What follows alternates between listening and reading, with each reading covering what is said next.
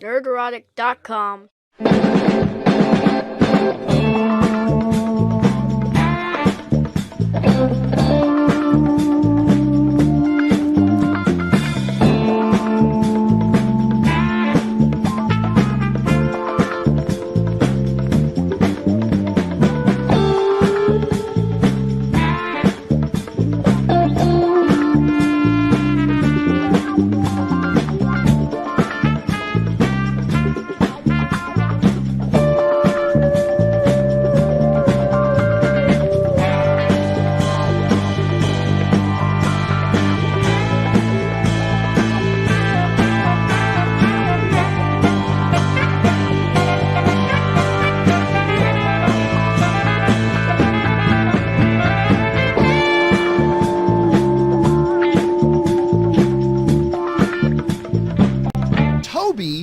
And the light source is hitting the right side of his face. And I can't believe I'm about to say this. I never thought I would say this in my entire online career. But look closely at Tobey Maguire's dick. Look closely at Tobey Maguire's dick. I had my audio muted on that one. So let's do that again. Welcome, everyone. Tobey Maguire's dick. I'm looking forward to all the Tobey Maguire's dick accounts that will be created on Twitter and YouTube. But we got to start out with a little bit of YouTube news. By the way, welcome to the Nerdrotic Nooner. My name is Gary Beekler. I come to you from nerdrotic.com. Hope everybody's having a great day. My day, not so great now. I mean, I'll get over it. But YouTube has decided to do something incredibly stupid, obviously. Now, they say they are doing this to protect smaller creators. YouTube has acknowledged the existence of smaller creators. Was it to actually protect them? Do they actually care? Because they arbitrarily remove their channels all the time and demonetize them. By the way, I count myself amongst smaller creators in the grand scheme of things. Or is YouTube protecting something else? That's a rhetorical question, by the way, because we all know the answer. So YouTube has come out today and said that they are going to remove the dislike button. Let's get to the right tweet here.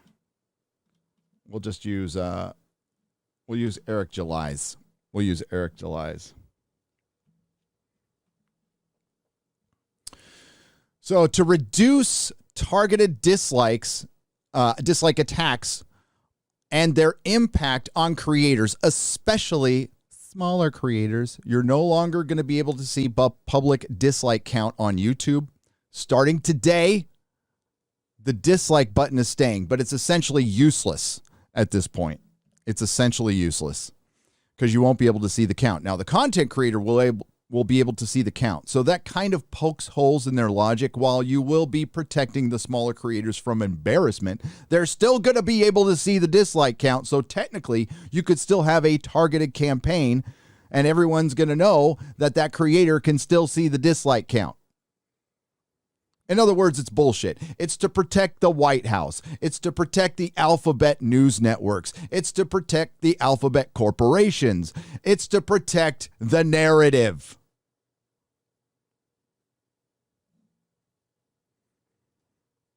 I wouldn't be surprised if they're working overtime right now to figure out how to stop Nick Rekieta from covering the Kyle Rittenhouse trial the way he is, which is fucking brilliant, by the way. That is what news should be from now on. Period. Just us. The alphabet networks are no longer necessary. They're a 20th century model. They're dead. Now, YouTube used to be the Wild West. It isn't anymore, and I understand that. I am okay with some changes, but not when it comes to free speech, free expression. That's what this platform was built on. That's why it's the second most trafficked platform on the planet. But once it became that, it became part of the system. And it became very dangerous for the narrative because you and I could come on here and say pretty much whatever we want while we're still traversing the murky waters of the TOS. But if you're clever enough, we can create our own language and get around a lot of those rules. And some people just don't give a crap if they're monetized or not. And they're just going to tell it like it is, as raw as possible. And bless them. I'm going to use YouTube language, but I'm going to stay here because staying here means I'm effective. If I'm not here, then I'm not effective. But this is ridiculous because you're taking away a portion of the interaction on this platform, and that's what it's built on, obviously. And when you take that away, you lose viewership. When you lose viewership, you lose advertisers. So YouTube decided to silence you today based on what? A few. I'm sure there are targeted dislike campaigns. I'm not saying they don't exist.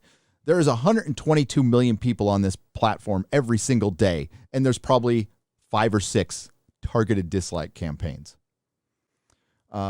Most of it is people just speaking their mind, and it's genuine. As my good friend Ryan from RK Outpost has pointed out in the past, YouTube is a pretty good cross-section. It's a pretty good representation of this country.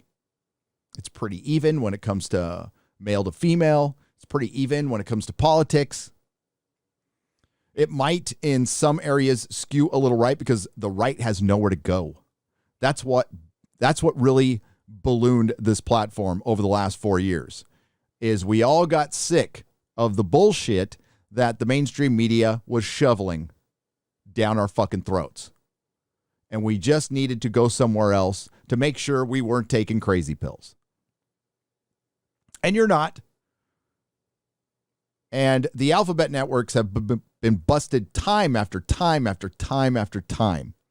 And they're still considered authoritative sources. Why? Because they have nice buildings, nice studios. But those nice buildings and nice studios are wastes of money. When Nick Rekieta can sit in his office in Minnesota and get 70 plus thousand views. And that's probably more people than watching the trial on CNN. Their numbers are pretty low. More people engaged, for sure, who are actually walking. And I'm not counting CNN being on in a bunch of airports and shit. I'm people sitting at home and watching that garbage. Good for Nick Rekieta, and that's why it's here. There are a lot of reasons people still come here for tutorial videos and to have a little fun, but for the sphere we're in, the cutting through the bullshit sphere, the reading between the lines, we're a little problematic for the narrative. This is just one step before they take away comments, folks. That's next. And then it's dead. This is death by 1,000 paper cuts. And, you know, if you're a content creator and you're coming on I say come on here, you know, treat it like a hobby and you'll be fine for the most part, except if you're like Josiah Rises.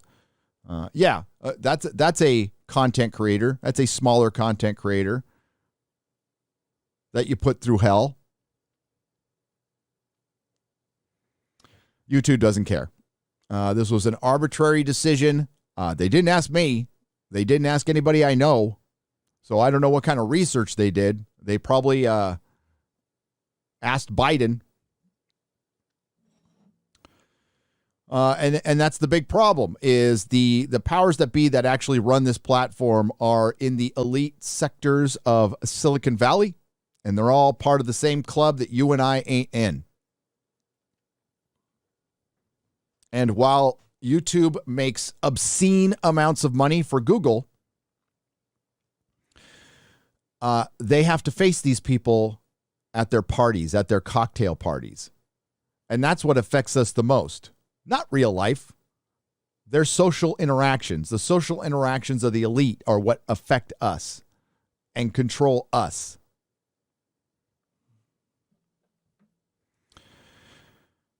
So it's a horrible decision, and I think the only way we could possibly get them to reverse it is, as many of us as possible, make videos on it, which I'm going to do. I don't know if it's going to be on Nerdrotic Daily or my main channel, but I'll do that later. And go ahead and share as many videos as you can. Eric, I don't know if Eric's made one yet, but I know Jeremy has, Ryan has. I even saw author Stephen Walton made one. So share those far and wide.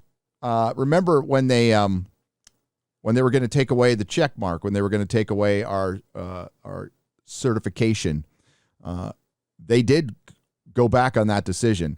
And YouTube is worried.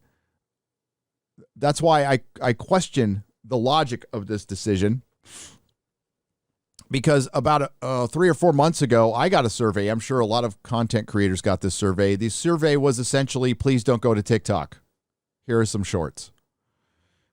People are going to TikTok now. It's a shitty platform. I don't want to start a TikTok, but there's Odyssey out there. Odyssey tweeted out, it's like, it was funny. They said, we almost don't need a marketing department. I would argue you do, but I will be searching out this week an alternate place to put Friday Night Tights aside from YouTube. It will no longer be exclusively on YouTube, based solely on this decision. I will decide where that'll be, and I'll let you know. I will let you know. That's interesting. That's interesting. Got a little notification there. Let's see who's here. Yeah, it's a pisser when you actually I found out yesterday. And we saw it happen today. And they warned us a few months ago. And I know this is inside baseball crap, and it might not affect anything. I doubt that though. I doubt that. This is it's an important part of the interaction. I would like to be given the choice. See, we had the choice all along. Any channel could hide their likes or dislikes whenever the hell they want. I want the choice to keep mine out there. If other channels want to hide theirs, fine, but I want to keep mine out there. I would argue that you should keep it out there because it's very important to the interaction. And there's some channels out there, if they didn't get dislikes, they wouldn't get any interaction at all. I would say unsolicited advice, if you want to get on this platform and it's going to break your soul, if some anonymous person downvotes your video, then this might not be the platform for you just yet. There might be a little work you need to do. All right, let's see who we got. We got Garth Vader, Dozing Z, Discount Superhero, Johnny Arnett. What's up? Thinking about doing exclusive content for Odyssey. We got to incentivize people heading over there. Yeah, if I absolutely agree. Odyssey, if you want to call me, give me a buzz. Give me a buzz. And everybody else, hell yeah. Billy Badass, Lady Greymaster in a Wrench. What's up, Lady Greymaster? Jester of Roanoke, Mila, WG, Raging Raptor. My member stream has moved to tomorrow in the morning. I couldn't do it last night. Had to go to the bank, do some stuff. DJ Spleener, Nixon, The R, SPN Dusk, Alan Sparks, Insanity Methods, Raj Williams, Gandalf identifies as White Wizard, Momus Mouse, Daniel Kaler. Is it Kaler? Sorry about that if I messed it up. Pip 2333, Lord Thoth and his wrench, and Pop Culture Project. Welcome to the Nerdrotic Nooner, where today we're going to kind of do the autopsy on Eternals. I'm going to just call it the Eternals. Eternals sounds weird. The Eternals. Take the L, Marvel. Take the L. And I have a theory. Why the critics finally turned on this one. And I hope you like it. Mr. Campia, I messed up on the clip earlier in the show. And we can see it again in a minute here. Aside from talking about the shadowing on Tobey Maguire's dick, shared some pictures of Spider-Man No Way Home that I thought the Daredevil one looked more real than the other one, the other Spider-Man one. But I still think they look photoshopped to me. He decided to put a watermark on it, and I guess Sony put the kibosh on it, at least according to John Campea, I believe. There's other rumors out there that he's actually been blacklisted. I don't know if that's true. I don't know why you would blacklist your biggest fan. But, that shilling ain't easy.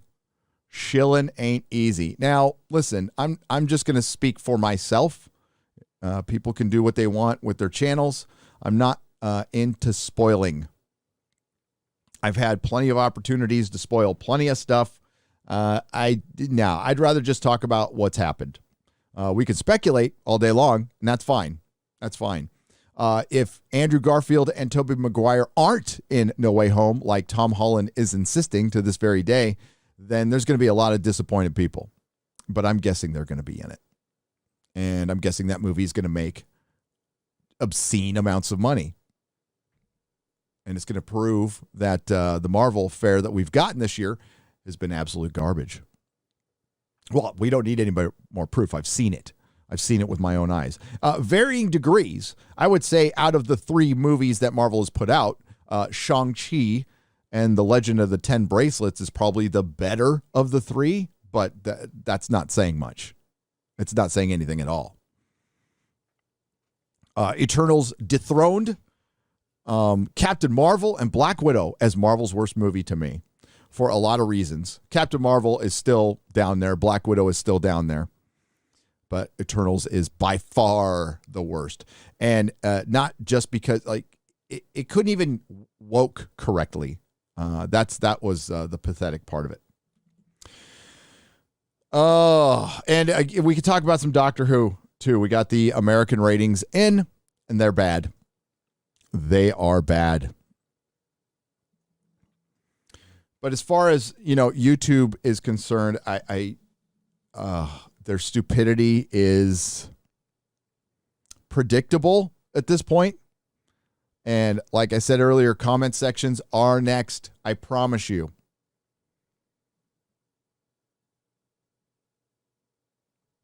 We saw what happened to Parler last year.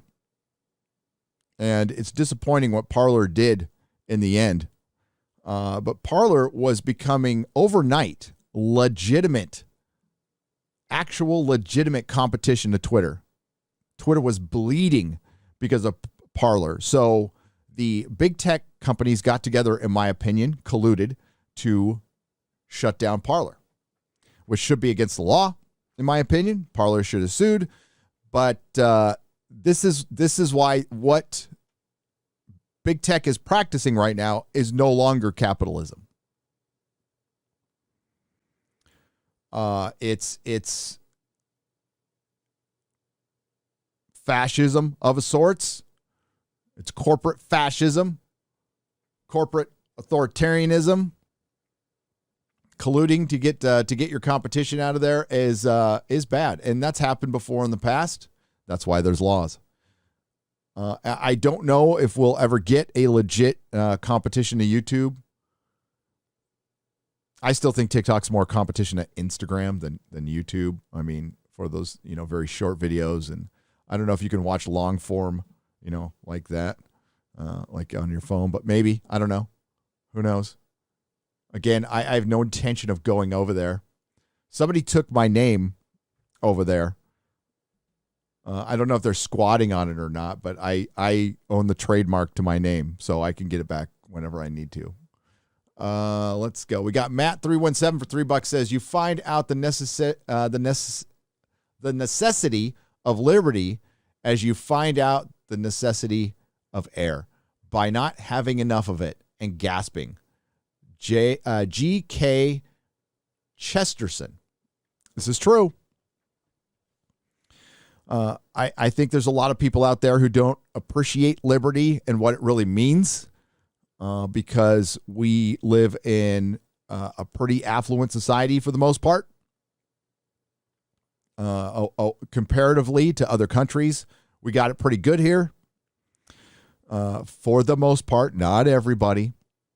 And I think a lot of kids out there have just haven't seen any actual strife. They haven't seen any challenges in their life, and they are going crazy, as we see on TikTok every single day. I've got a video to show later. That's insane. Absolutely. I mean, it's this young lady or young person, sorry, is insane. She, I don't know. It goes way beyond the lockdown. Way beyond the lockdown. And they just think liberty is just this thing we get. Well, it is, actually. It's not anything that a government assigns to us. Our creator, the universe, assigns that to us upon our birth, and what we do with it is on us. But I don't know if there's probably a few of you out there who've lost it and know what it means to lose it. And we're well on our way to losing it. And a lot of people in this country want to freely give it up. They just want to be taken care of. Well, you will live to regret that decision if that happens. I've been taken care of by the state. It's not anything you want.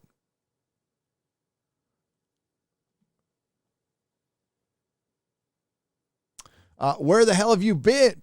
Where the hell were you? The bald New Zealander and the filthy hippie Eternals hugger who make fun of other people's toy collections got all the monies, says 665 for Man of War.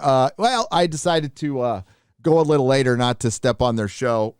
Once I move to Texas, Az and I will discuss a schedule. So you can watch them and then watch me, or watch me and then watch them. There you go. I'm not worried about the other part of it. I'll do my thing. But thank you, Man of War 665, the neighbor of the beast. Jester Rono for $1 says, YouTube did something stupid again. I just checked my calendar, and it is indeed a day that ends in Y. Yes. Gandalf, the White Wizard for $5 says, we need more freedom-loving, woke-free kids. Every time I give my wife my proto-molecule, I scream, hail Friday Night Tights, hail Friday Night Tights. We'll watch that theme at the end, by the way. All right. So, as I flee California for liberty, that's specifically the reason I'm doing this and my family's doing this, is so we can enjoy freedom. That's specifically the reason we're doing it. If we stayed in San Francisco, we would be under mandates right now. That's what's going on. So, and as Mayor de Blasio in New York was musing yesterday, preventing 5 to 11-year-olds from entering establishments without their vaccine passport. Yeah, that's not okay. Fuck no.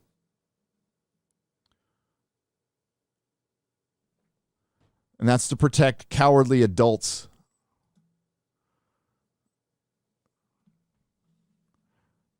All right, let's see where we can, I'm trying to pull this up here. Oh, I can't find it now.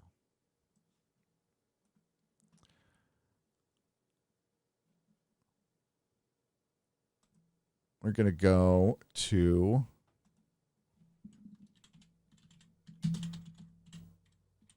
check on the Eternals real quick. Let's see if that's frozen.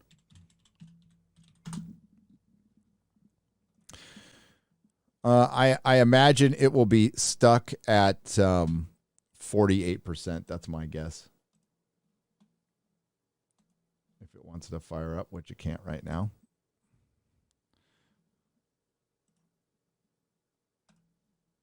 God, this computer is driving me nuts, man. It works enough. I had to get another one on the way, and then they're going to fix this one, which is great. So my theory on why the critics turned on the Eternals, we'll just start with that. Oh, boy. Well, that's interesting.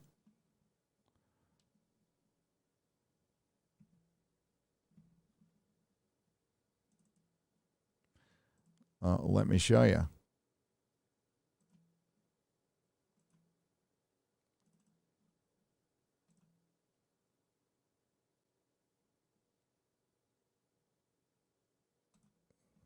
Wow.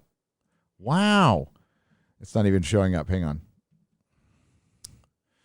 Oh, I can't wait to get to Texas and have an engineer. Let's do this. Here we go.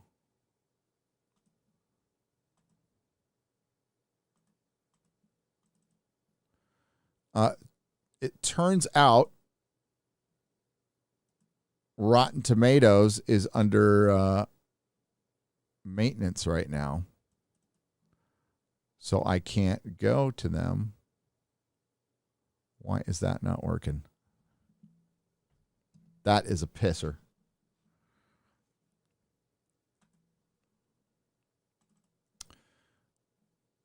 Nope, I don't want that one. I want this one. There we go.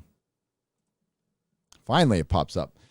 Yeah, how convenient. So as it's under maintenance, let me give you my theory on why the critics turned on the Eternals. Well, Black Widow came out earlier in the year, and they defended Black Widow. I guess you can count some of the Disney Plus series too. Again, varying degrees of success. I know some people like them, and if you like the stuff, that's great. Out of all the Marvel that we've gotten the most Marvel this year than we've ever gotten before. I would say at least one movie tried to have fun, and it didn't belong to Marvel. It was Venom. I didn't think it was good. I liked an episode of What If, but that's about it. Now, we still have one more thing to go. We have Hawkeye, of all things. So we still have one more white male character to completely destroy, and I know Kate Bishop has a few fans out there. Kate Bishop, the very popular Kate Bishop, who's never been in a solo book that lasted longer than a couple of years without being teamed up with Hawkeye and a Mac Fraction book. But Kate Bishop was specifically designed to pass the mantle and have a cosplayable character that's a little easier to cosplay. So you're bringing the heroes down to the audience, which the audience doesn't want. They want aspirational heroes that it's not cosplay. The artists among them like the challenge of creating a costume that looks like a comic book costume that you can't really have in real life. That's why they like it. If you just put somebody in some purple jeans and a purple hoodie, then that's weak. It's not extraordinary. And we're trying to take away the extraordinary because extraordinary can make people feel bad. We can't protect people from feeling bad. That's number one. And if you feel bad because you can't design a Hawkeye costume, again, maybe cosplay isn't for you. So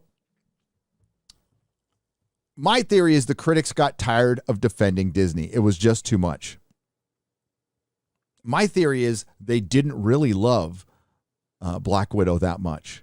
They didn't really love Shang-Chi that much. And the Eternals was just the limit. While it met every single one of their diversity and inclusion and representation requirements, it was just a shitty movie. It was horrible writing, disconnected characters, disconnected scenes, things coming out of nowhere. And it was long and boring and beige. And they had just had enough. Maybe they decided their integrity mattered a little late in the game for that. And they're probably not getting paid enough at this point because they become more irrelevant every day.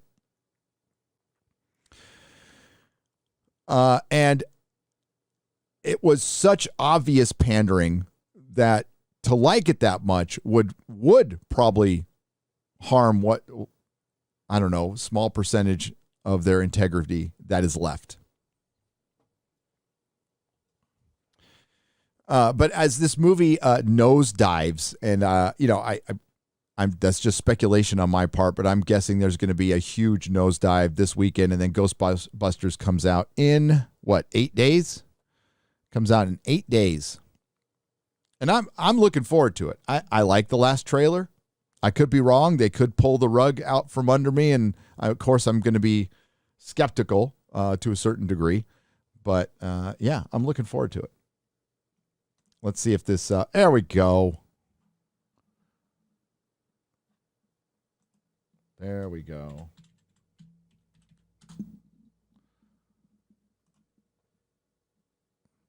Oh, it dropped a percentage. It's at 47%. That audience score, I don't know. I question the audience score because according to CinemaScore, this is the lowest rated, lowest audience rating for a Marvel film in history. And it doesn't really match Rotten Tomatoes, which we know is compromised. Freaking Rise of Skywalker is still at 86%. Doctor Who Series 11 has been stuck at 20%, although I believe it's gotten 20 to 30,000 more reviews in the last 2 years, and it's still stuck at 20%. Famously, Doctor Who Series 12 got to 0% on the audience score, which was hilarious. So yeah, they just keep silencing us while they try to present bullshit to us and tell us it's a 5-star meal. And it's just, I feel the tide turning a little bit. I do. Big tech is completely overstepped. Doing this is overstepping. The entire system has overstepped. We have parents fighting back. I mean, coming out and designating parents as domestic bad people is a bit of a reach, is a bit of an overstep, and it's making for some strange bedfellows and mandates. So I think some good can come out of this, but the fact that it happened at all is bad because we're losing things forever now. And the word mandate is now going to be part of our regular vernacular, especially from the state, because we allowed it to happen. There wasn't enough of us to call it out. We've been trying. So it's at 40%, 47%, and the spin is on. There's an article from Variety today saying, well, it's nothing to worry about because we got all these other movies that are going to be coming out. But as a Doctor Who fan can tell you, or a Star Trek fan, if you put out enough crap and people walk away, they don't come back. You have to do something extraordinary for them to come back. Now, I would argue Spider-Man No Way Home is something extraordinary. It's complete fan service. And I don't think that's a bad thing. I don't think it's a bad thing. But that's a Sony movie. It's a Sony movie. It's not a Disney movie. Not sure what the next Disney superhero flick is. What is it? Thor, Love and Thunder, or Doctor Strange? One of the two. One of those two. But we've got a few months. And again, we've got Hawkeye, which I will be covering. 317. Wow, it's got 5,000 plus verified rating. Here, let's go here. Let's see what the... Oh, yeah, their site is kind of broken right now. So forget it. It's not that important because I don't want to go over Rotten Tomatoes again. Made to see, yeah, their site is broken. Yeah, Kevin Feige made a call.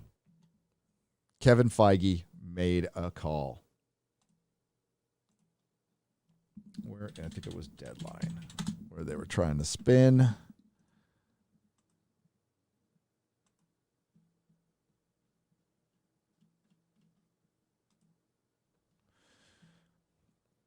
I watched a movie this weekend that was fun and left me grinning. It's no piece of art, but it's 1997's Space Truckers with Dennis Hopper. I remember that. Second best truck driving documentary next to Big Trouble in Little China. Thank you, Bubba Doom 1 for $20. I appreciate that. I remember that movie. Oh, the 90s. Oh, Paramount Plus has a new head. I wonder if he'll last more than a year. Where is the... Yeah, Eternals Assemble only...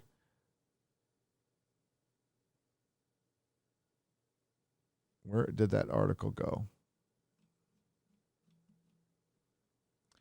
Here, I'll try this.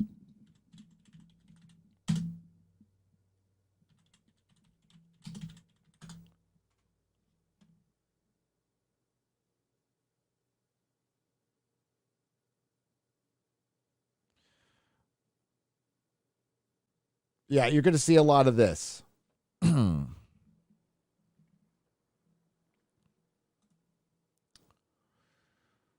Eternals ends Marvel's straight A winning streak. No, it didn't, by the way. If you remember, when I reviewed Captain Marvel, I called it Marvel's first mistake among many. But now we're going to see, does it matter? They're going to minimize it. They're going to try to minimize it.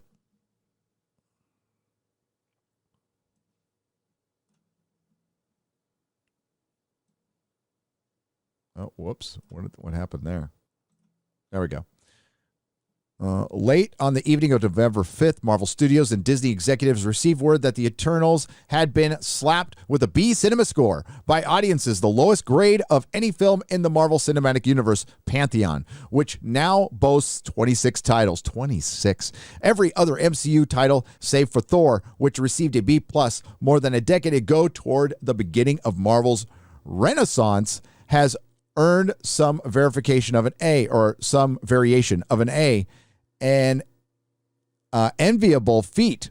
The lackluster audience grade, combined with the lowest Rotten Tomatoes score in the history of the MCU, left many box office pundits wondering whether Eternals could cross 70 million in domestic opening, much less 75 million Disney and Marvel had hoped for.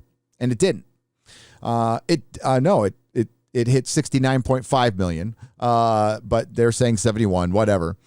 Helping the mood, Eternals overperformed overseas, where it debuted at 90 million. The second biggest global launch in the pandemic era. Industry sources say no company or studio can hit the bullseye with audiences every time, not even Marvel. Of course, if we've learned anything, it's that usual rules generally don't apply to Marvel. So it will be interesting to see how Eternals plays over the coming weeks with very competitive slate of films on the horizons that will be in real time provide the box office stress test for the film. You see, they just couldn't cover for him anymore. You can't cover for something this bad with that many plot holes, so much. I just can't wait to not talk about this movie anymore. I spent so much time on that review, and thank you for watching it. But, EFAP could have a field day with this if they decide to go down that route. I think Az and I were trying to talk Mahler into it yesterday. But, they 12-hour EFAP minimum on the bullshit in that movie. Especially since they're programmed robots, why not just program them to comply? How can they break their programming so easily? I'm going to have to move my light. There we go. Your Larry Herzog Jr. for $5 says, my vote is for Rumble. Rumble is a possibility. But again, somebody signed up under my name there, so I have to go through the process of getting it back, which I am open to. I am absolutely open to. It'll be interesting. There's just no spinning the Eternals, so I don't know why they would waste their time on this one. Sure, the Marvel brand is strong, but we're gonna see it diminish over time, and even whatever bump they get from Spider-Man, it's kind of a false bump because you're getting it from Tobey Maguire. I don't know how much you're getting it from Andrew Garfield, to be honest with you. My son's happy about that. My son was stoked. He was pissed when they replaced him. I don't know if Thor, without Robert Downey Jr. and Chris Evans and Captain America and Iron Man, like they've tried to replace him before in the comics, and the comics is a precursor for everything we've seen in the MCU, and it's going to perform the same. I mean, your marketing research is all there in comic sales. That's why it's it's a little curious why you would go ahead and go with you would get rid of characters that used to sell millions of comics to introduce characters that sold thousands. Only to the shops, by the way, not to actual people. Well, we know why they're doing it. We all know why they're doing it. The regular corporate simps show up trying to protect this film on Twitter. I don't know who they are, and I don't care, and I don't interact with them. But it's predictable as the sun rising. After I do a review or even talk about it on Friday Night Tights, they show up for a couple of days and they go away.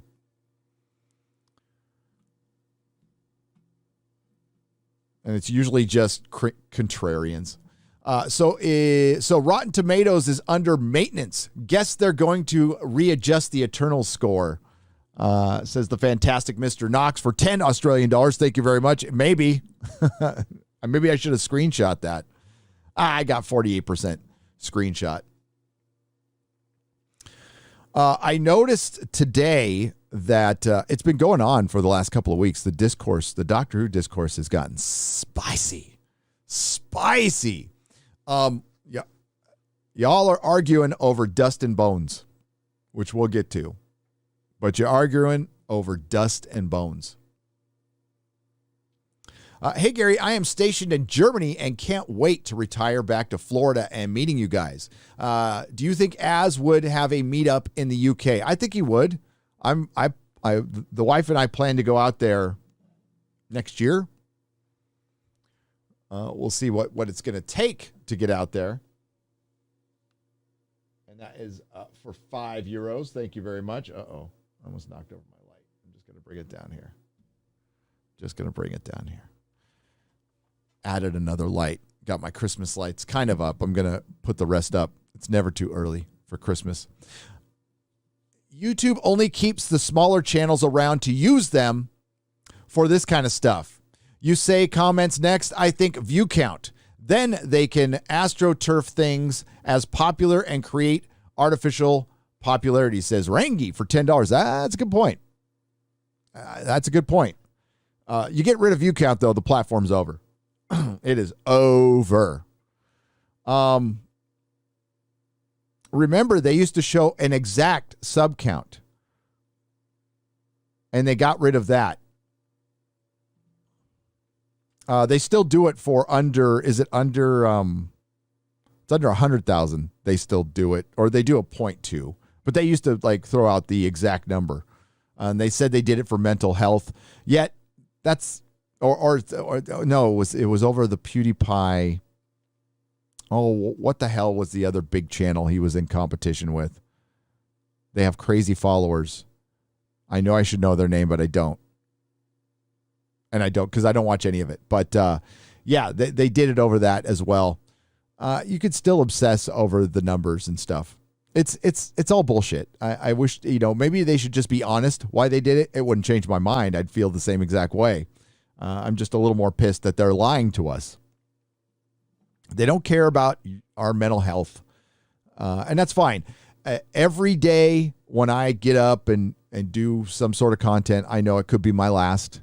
Not that I'm not that I push the envelope that hard or anything, but I know it could be my last. I had Alex Jones on, and people tried to end my channel, and the worst part about it is they didn't try to end my channel because they actually believed the bullshit they were spewing on Twitter, that they disagreed with what Alex said and what he was saying is dangerous, because words are only as dangerous as you make them. They were just pissed they weren't getting the attention. And then, lo and behold, they end up on InfoWars a couple of weeks later. You can't make this shit up. Hopefully we'll have Alex back on sooner than later. I'll be in his state soon. But no, I know this could end tomorrow, and that's fine. I'll be prepared for it. I'm grateful every day this happened when I was older, and I had other successes in life, successes and failures in life before I did this. And this wasn't my worldview isn't only through YouTube. I went out and did other shit. That would be tough. That would be tough. I'm already on Odyssey, by the way. I'm there. I think they live stream now, right? Robert Cherry, what's up, man? For $9.99. Rumble, maybe Rumble. Friday Night Tights will have an alternate place within 2 weeks. Period.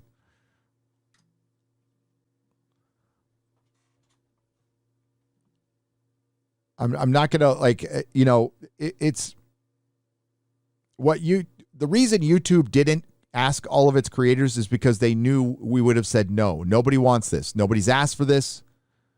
The viewers don't want it. I do believe it is getting ratioed to hell right now.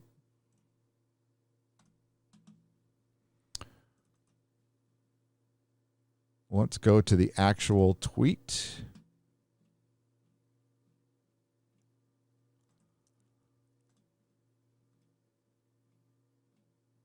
And if we go right there. Yeah. There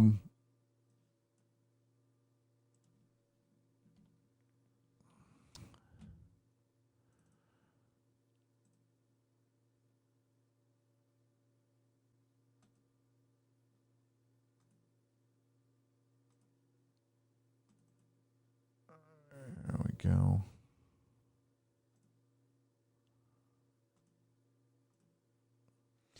Little bit of a ratio going on there. It's not a very popular decision. Is that targeted, YouTube? Are people targeting you? Or is that a genuine reaction? The vast majority of reactions on YouTube, when people are downvoting a Star Trek Discovery trailer, it's real. If there were that many people who genuinely liked it, they would go and like it. If there were targeted harassment campaigns, why don't people come after us more? Well, they do. There's just not that many of them. The fact that Star Wars pissed off a large portion of their audience when they fired Gina Carano, that's real. That's not a targeted campaign. You actually pissed off that many people.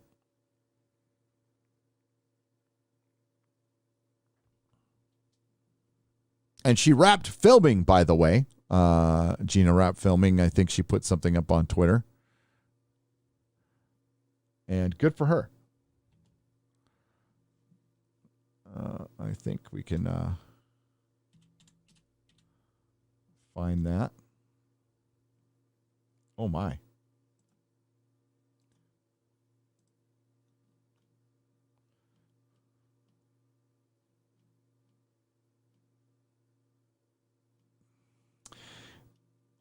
Yeah, the Kyle Rittenhouse trial has been must-see TV. That has been hilarious. The judge got all pissed off today at prosecution. I guess it's on Instagram. Oh, I like this one, though. We'll look at this one.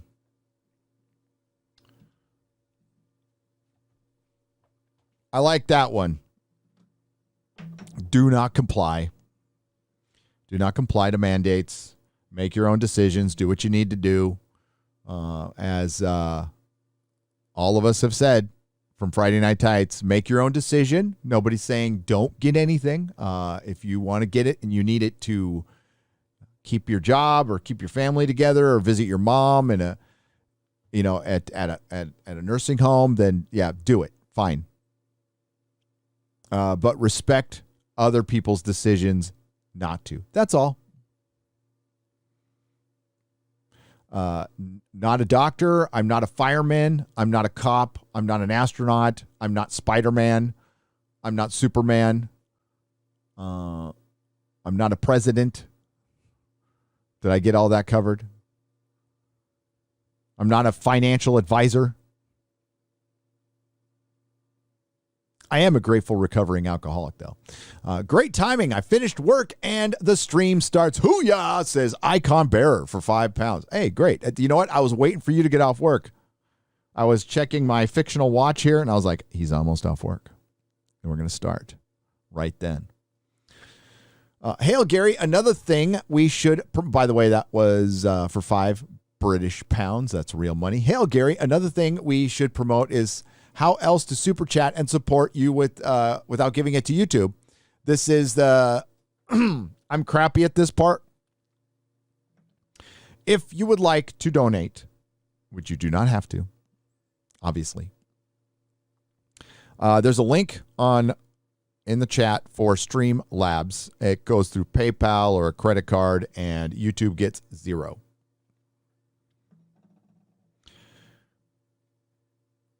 YouTube gets $0. Thank you for reminding me of that. I appreciate it. Enoch Maman for $10. I sent a Streamlab donation during the review of Doctor Who Flux 2, literally as the stream ended. Oh, I'll read it. Will that be on your Super Chat Square Up, or is it lost forever because I sent it late? No, it's not, because I can go right here, buddy, and do this. I'll probably end up still reading it on the Square Up as well. But if we go to donations and we go to Enoch Maman for $25, he says, I hate the idea of a penisless TARDIS. The two would end up syncing their periods, and they would end with death, not only because they will both become bitchy, but because the second they open the yard is the TARDIS doors, they'd be attacked by bears drawn by their smell. The bears could smell the menstruation. Okay, Enoch Maman, I read it. It's not lost forever. Yes, we have a penisless TARDIS, and the TARDIS is female as well. The TARDIS is bleeding in this show. I'm not making this up.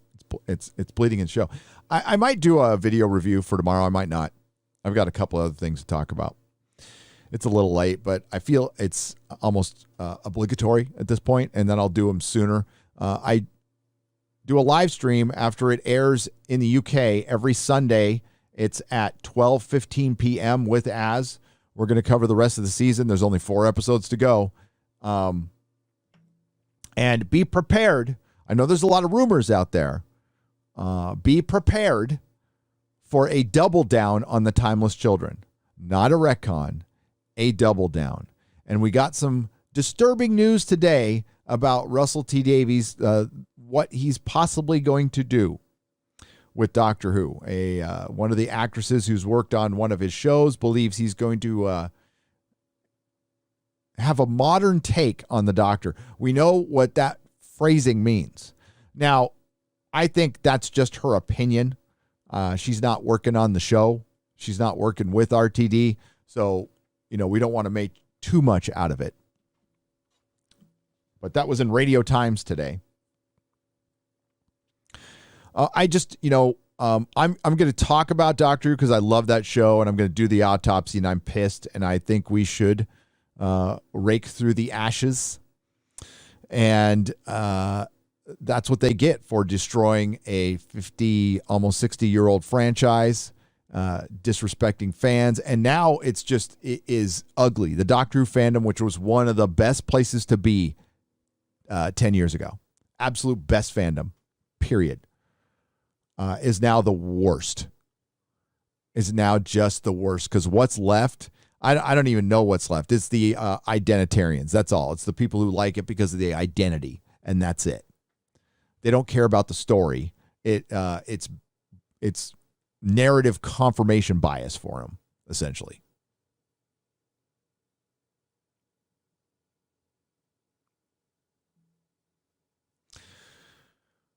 Oh, yeah.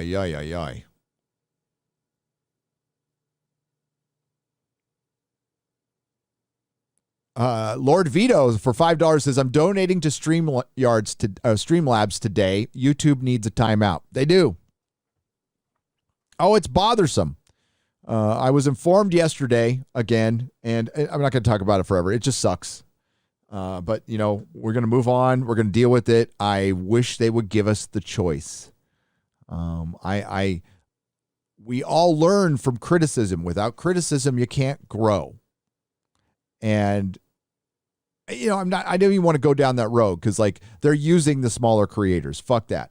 The most popular president in history continually gets ratioed every single day. That's problematic for the narrative. Period. End of story. The alphabet news networks are fucking useless, and they are just mouthpieces for one side of the state. That needs to be protected at all costs. They're being propped up. They're being prioritized. If you give a shit about smaller creators, why don't you share their videos out a little more, YouTube? It's harder than ever to get to 1,000 subs these days. And we try to pump up, as many people as we can. We don't want to look like we're playing favorites or anything. When I think of a shout out, I try to do it. But once we do that, and if it gives you a little bump, it's not always going to give you a bump, but if it does, and you're a content creator, it's up to you at that point on your own to go do it. And that's how I recommend you do it. It's great to get a shout out. I got a shout out that helped quite a bit, but I worked, I was on the, Az has been on the platform for, I think, a decade. Eric July's been on the platform for a decade. It didn't work out for them right away. I've been on, I got on in 2014, but I didn't start taking it seriously until 2018. But it took me 4 years to get to 1,000 subs. And it was, no shout outs or anything. And it was great. And I'm grateful for YouTube again. But it's hard to be on a day like this. It's very hard to be. Because this is just a reminder, it's temporary. And I really got to get on plan B. Plan B.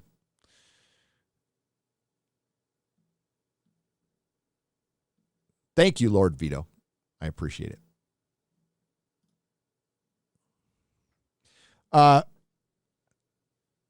2 weeks to flatten the curve. And here we are going on well into our second year of this shit, which if you look into past pandemics, that's about how long it takes. But you could see the narrative shifting. I got to be careful with this one. Let's see. I saw a turn of the page today. Yeah, right here. 70% of Americans experiencing climate change anxiety. Are you feeling anxiety over that? And depression, survey finds.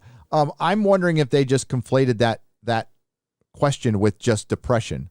I can believe that 70% of Americans are depressed right now because they just got through a pandemic and their government's put them through hell. I could believe that. Experiencing climate change anxiety. Well, again, I'm not Batman. I'm not Spider-Man. I'm not a president. I'm not an astronaut. I'm not a gynecologist. I'm not a doctor. I'm not a proctologist.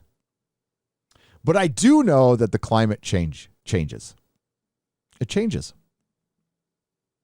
All the time. I could show you. Oh, YouTube really won't like this. So let's do it. I'm a fan of a man named Randall Carlson. Not everybody might not be a fan of Randall Carlson, but I am. He did a couple of very famous Joe Rogan podcasts. Highly recommend it. He's worked with Graham Hancock, but watch him specifically. So what he essentially is a self-taught geologist. He is a rock nerd. He got stoned one day in the 70s, started tripping on a rock, and decided, and then asked the question we all ask. Like sometimes you're standing, by a river, and you see a giant fucking boulder, and you're like, how did that get there? How did that get there? Well, he decided to figure it out, and he spent 40 years doing it. The guy reads 2 to 3 scientific papers a day, and he's done that for 40 years. So he's read thousands of them. This guy knows more about geology than some accredited fucking professors out there. And he's got some theories that are considered woo-woo, but he grounds these theories. He's like the Christopher Nolan of woo-woo, okay? He grounds it to a very digestible thing, to where you're not like like he'll talk about the possibility. Was there, the Atlantis myth? Was there an ancient civilization before thousands of years ago that's been lost to time due to a cataclysm? That's called Atlantis, but we're not talking about spaceships and crystals and shit. We're just talking about, like the Philistines, basically, or Romans, that they got to that level of technology, like they could map the world and stuff. There's a possibility, and he goes over all that stuff, but he also breaks out like some real science, like the Greenland ice sheets. They did a project about 20 years ago where they drilled 2 miles down, or 2 kilometers down, in the Greenland ice sheets, because they're that thick, and they are time capsules. So they're able to see what the environment was 100,000 years ago, 10,000 years ago. And you know what it was? Hell on Earth. 12,000 years ago, it was hell on Earth. Something happened to the planet that wiped out did you know, right where I am in Southern California, there was 4 species of elephants running around here 10,000 years ago? Did you know that? They were. And they all died at once. Now, the theory is we came through the little ice corridor 12,000 years ago. The indigenous people who aren't from here, by the way, they came through the ice corridor with our little sticks, and we wiped out millions of megafauna. Although the megafauna outnumbered the human beings, I think it was like 100,000 to 1. So it's impossible for them to kill all those animals without them breeding and stuff. But that's the theory. So Randall Carlson thinks an asteroid or a comet hit us 12,000 years ago and reset everything. And there's a lot of good evidence for it. But if you go to here, this is the freaky one. So as far as climate change is concerned, what you're looking at here is the Iceland or the Greenland ice sheet samples. And what this little line represents is the temperature, your average temperature over the last, 12,000 years.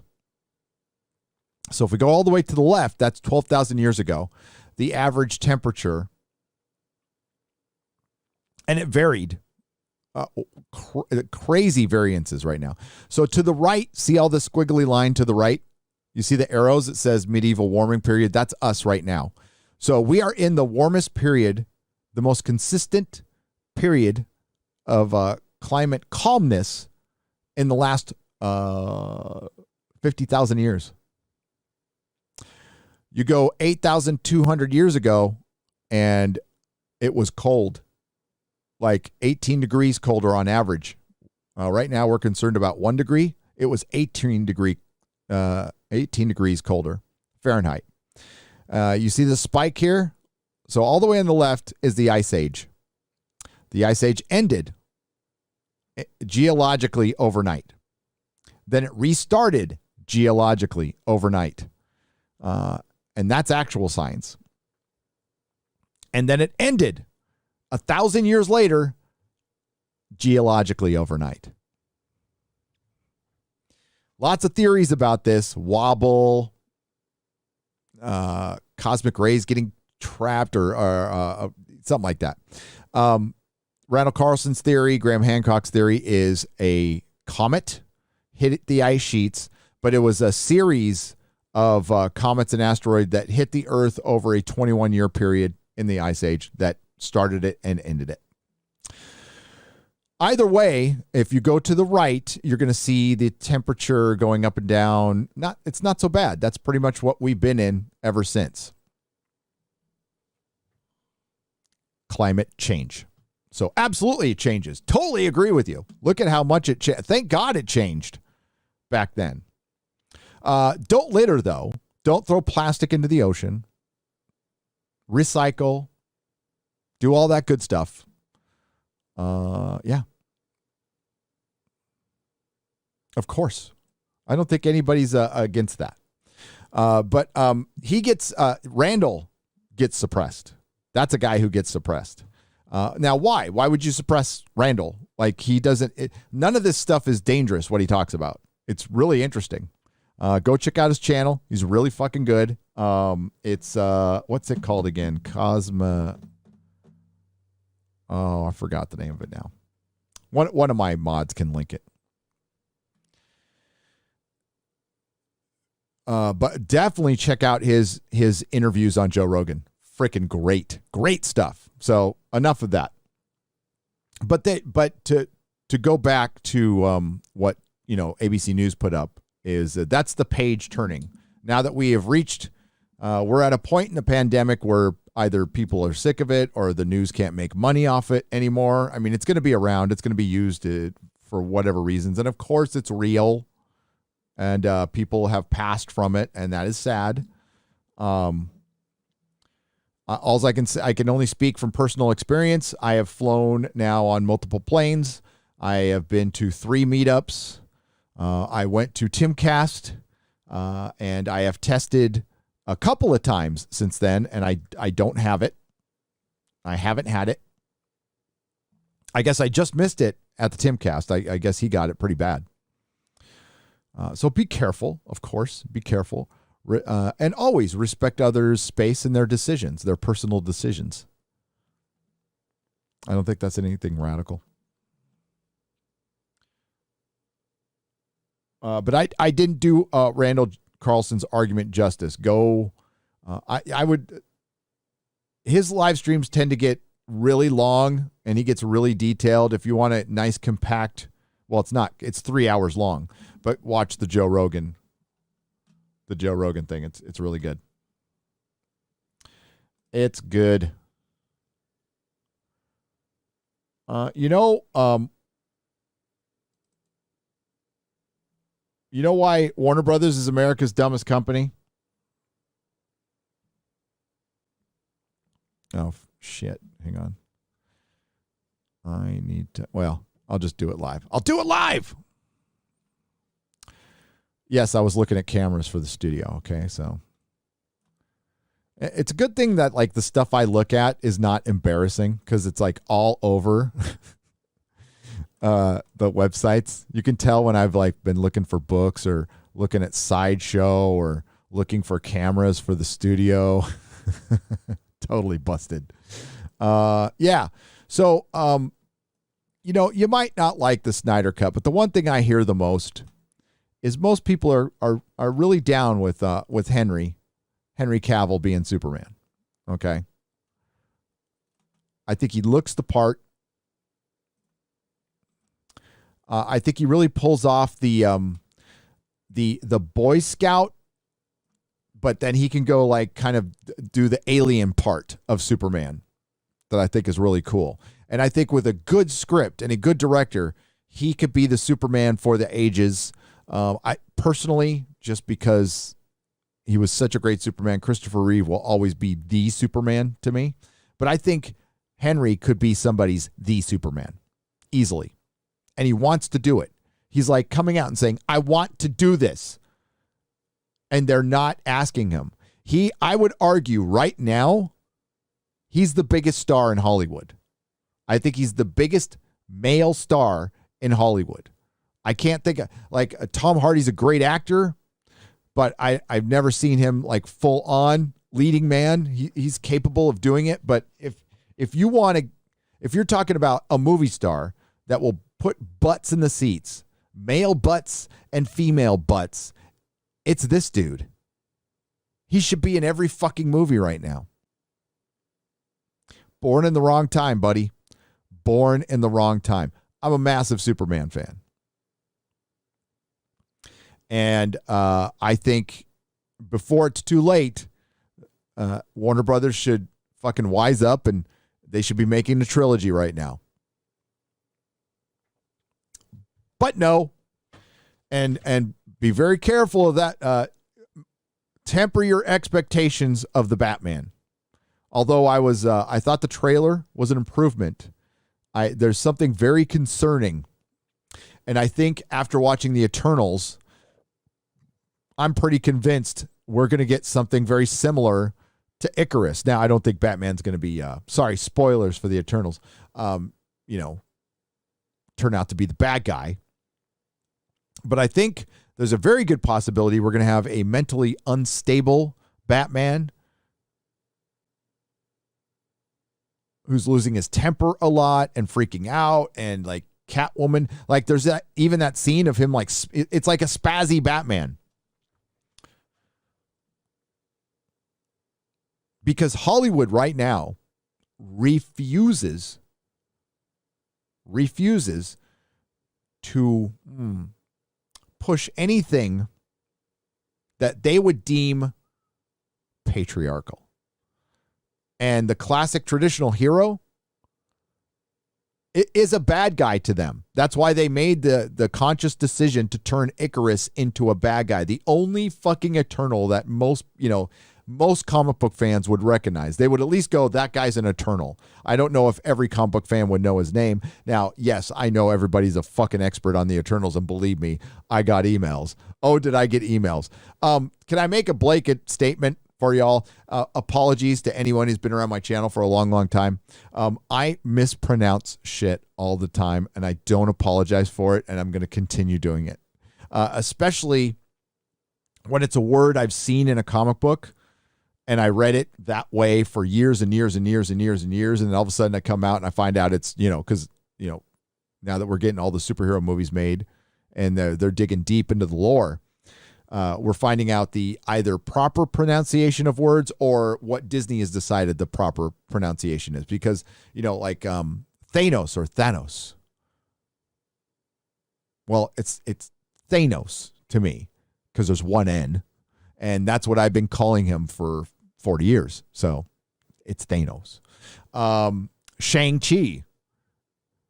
I've never heard it called Shang-Chi in all my years. Maybe that's the proper pronunciation. I have no idea. But it's Shang-Chi to me. And I'm just going to continue calling it Shang-Chi. But that was funny. Somebody sent me, and it was a nice email. They weren't dicks about it. So, I don't want to put them on Front Street or anything. I see, that's the one great thing is like, I get a lot of emails that are kind. It's kind criticism. That's, and that's the kind you're going to listen to every time. When you go to, I asked this a long time ago when the COOF started. People are frustrated. Don't take shit out on retail workers. Right now, it's hard to find retail workers. So I try to be extra, extra nice to them when I go out or the coffee shop. If I can, I tip a little more. I ask them how they're doing. I make sure to say, have a nice day. I really appreciate you doing this. Make the little things, make people feel appreciated. And you get like much better service. You get fucking great service. Fantastic service. Oh, did that just get, did somebody just put spoilers in? Don't put spoilers in my chat. Yeah. Thank you, mods, for taking that down. Sorry about that. Isn't it interesting that, we always get trolls in chat. Right. But it comes in waves. And I think the timing of this one is interesting. That's all I'm going to say on it. So Henry weighs in on the Black Superman, and I'm sure he's probably just going to be for it. We're not going to go over that. He said, hey, the cape is still in the closet. I want to do it. And the fact that Warner Brothers isn't doing it makes them the dumbest company alive. The fact that I think Ben Affleck could have made a great Batman with another director. And hell, I watched the Snyder Cut after I cleansed my palate of the Eternals with the Snyder Cut. By the way, this is going to be given away at the next meetup. As is this. These are all my extra. I got doubles. And as is this. Steelbook Suicide Squad. And, oh wait, two more. This. And then you're going to love this one. This will be the grand prize at the next meetup. Bada boom, bada boom. And it's got the ring in there. So these are going to be giveaways at the next meetup in Texas sooner than later. That's what my light was on.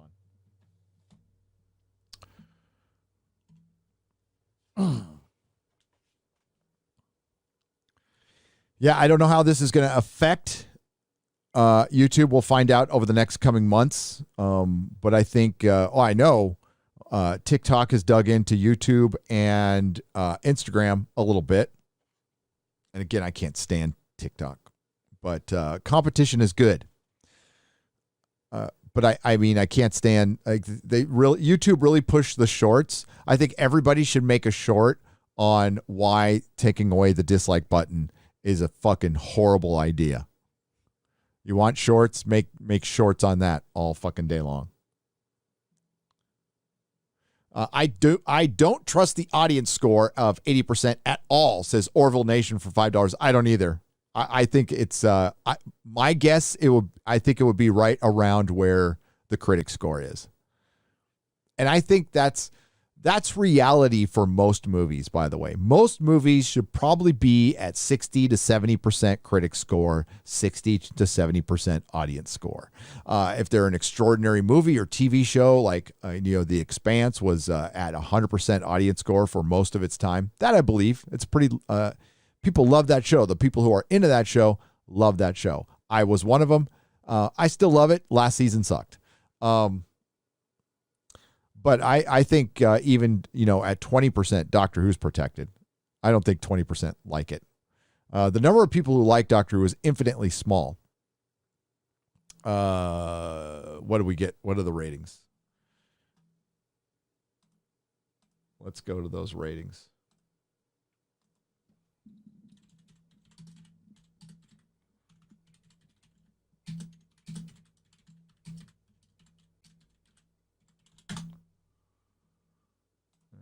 Go.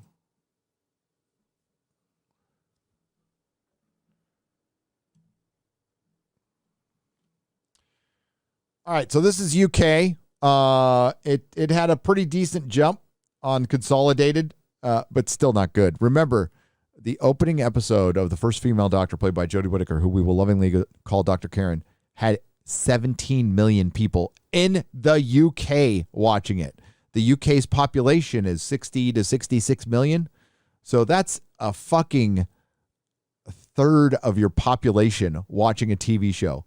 That's incredible. That's how big Doctor Who is there.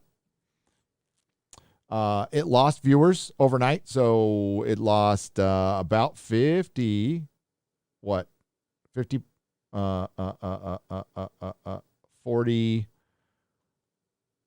4,400,000, is that about I want to say 500,000, maybe 500,000, and it's just going to go down from there. And then if we go over here, if we go back to Twitter, hang on, I got to make sure my messages don't pop up.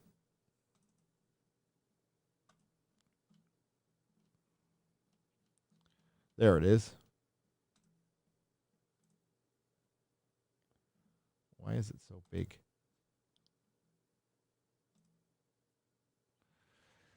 So if you see there that demo, that 18 to 49 demo is a 0.8. It got a 0.8 again. So from last season, it went down 57. This is in America, by the way, 57.89%. It lost over half of its audience from the, now I don't know if that's the season finale or the festive special, because they didn't put up the ratings of the festive special. But if you look over here,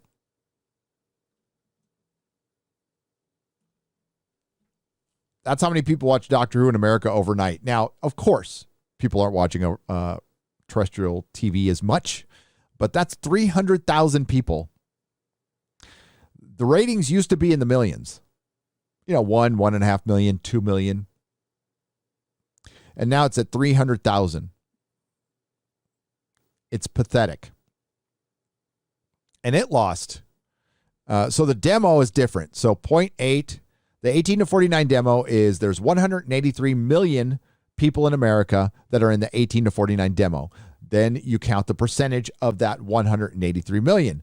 0.08, we're going to round up to 140 million, is roughly like, it's like 115,000 people in America in the key demo watch Doctor Who. Then if you go over here and you see the percentage of loss, whoops, got the wrong thing there. You see the percentage of loss, it's well over half again.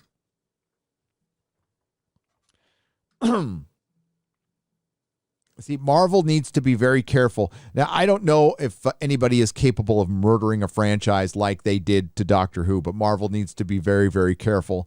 I think it's a long way from being dead, but I think it is on its way to being dead. We're 26 movies in. The last 3 have been, lackluster, scraping the bottom of the barrel. We had a dead character. We had a main character who wasn't the main character in his own movie. And then we had 10 characters we couldn't give a fuck about. We had a bunch of Disney Plus shows that deconstructed other characters and then did peripheral damage to characters that are already gone. And I think it's fucking hilarious that Marvel thinks they can actually move on without like Captain America and Iron Man after building them up. And you can't rely on Spider-Man because you don't own him. And you never will. By the way, Sony will never, ever, ever get rid of Spider-Man.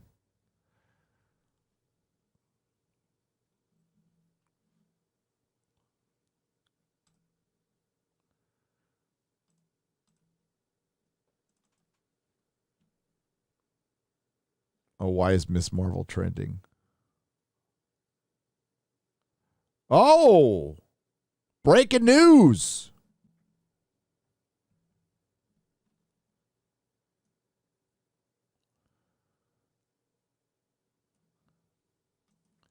Disney Plus delays Miss Marvel to fall of 2022.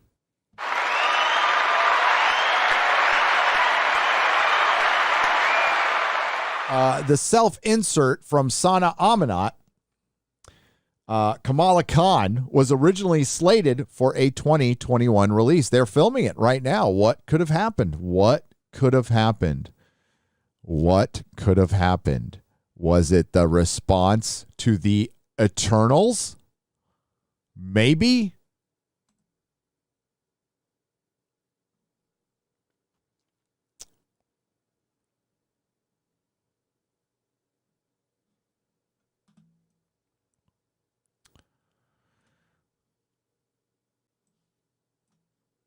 Disney Plus delays Miss Marvel to fall.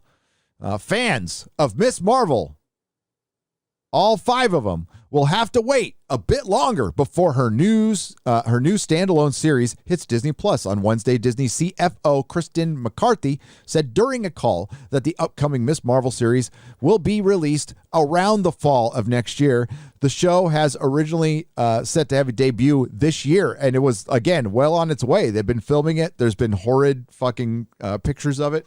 The fourth quarter will likely be more indicative of what our slate could look like once we have tentpole content following steadily from all of our industry-leading creative engines, says McCarthy. She's talking like a fucking robot. She added that it was the first time in Disney Plus history that we plan to release original content throughout the quarter from Disney, Marvel, Star Wars, Pixar, and Nat Geo, all in one quarter. This includes highly anticipated titles such as Miss Marvel. Well,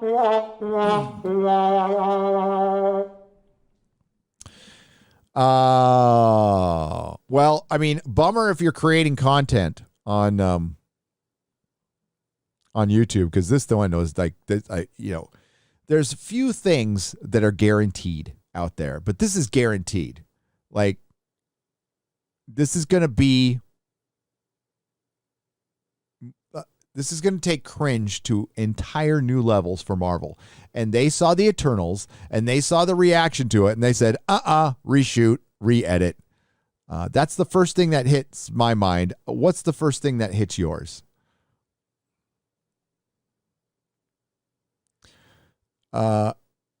It's a terrible superhero. They keep trying to tell us she's popular. She's not. Her books have been canceled multiple times, and they've never sold. They've never sold in the hundreds of thousands or even the 90s or 80,000 or 70,000. It's always been, I think her debut hit 40 or 50. I sold it. I was there. I remember selling Miss Marvel #1. Didn't think much of it.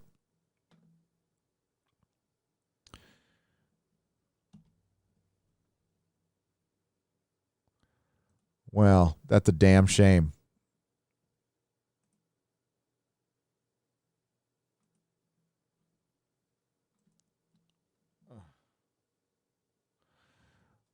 What should I tweet? I can hear the cries of 1,000 YouTubers.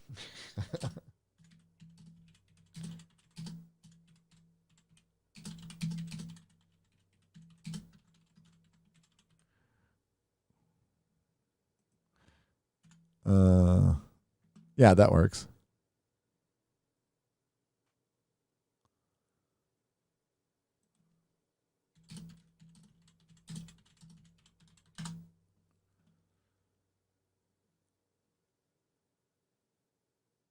Screams. I think screams. That's what I meant.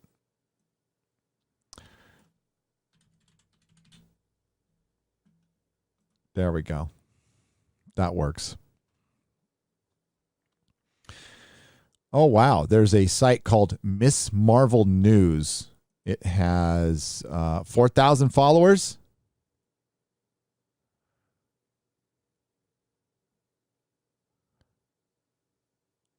And it's got scoops and everything. Wow. I'm not going to follow that.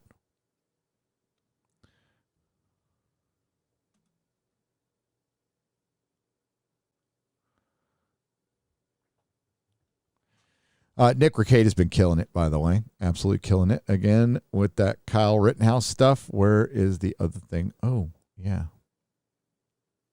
Okay. Let's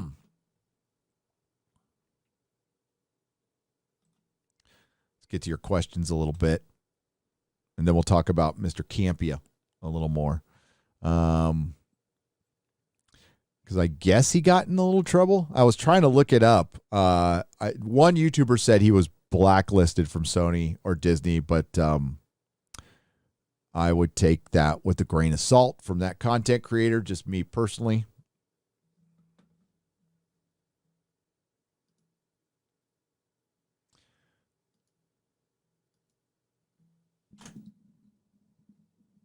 There we go.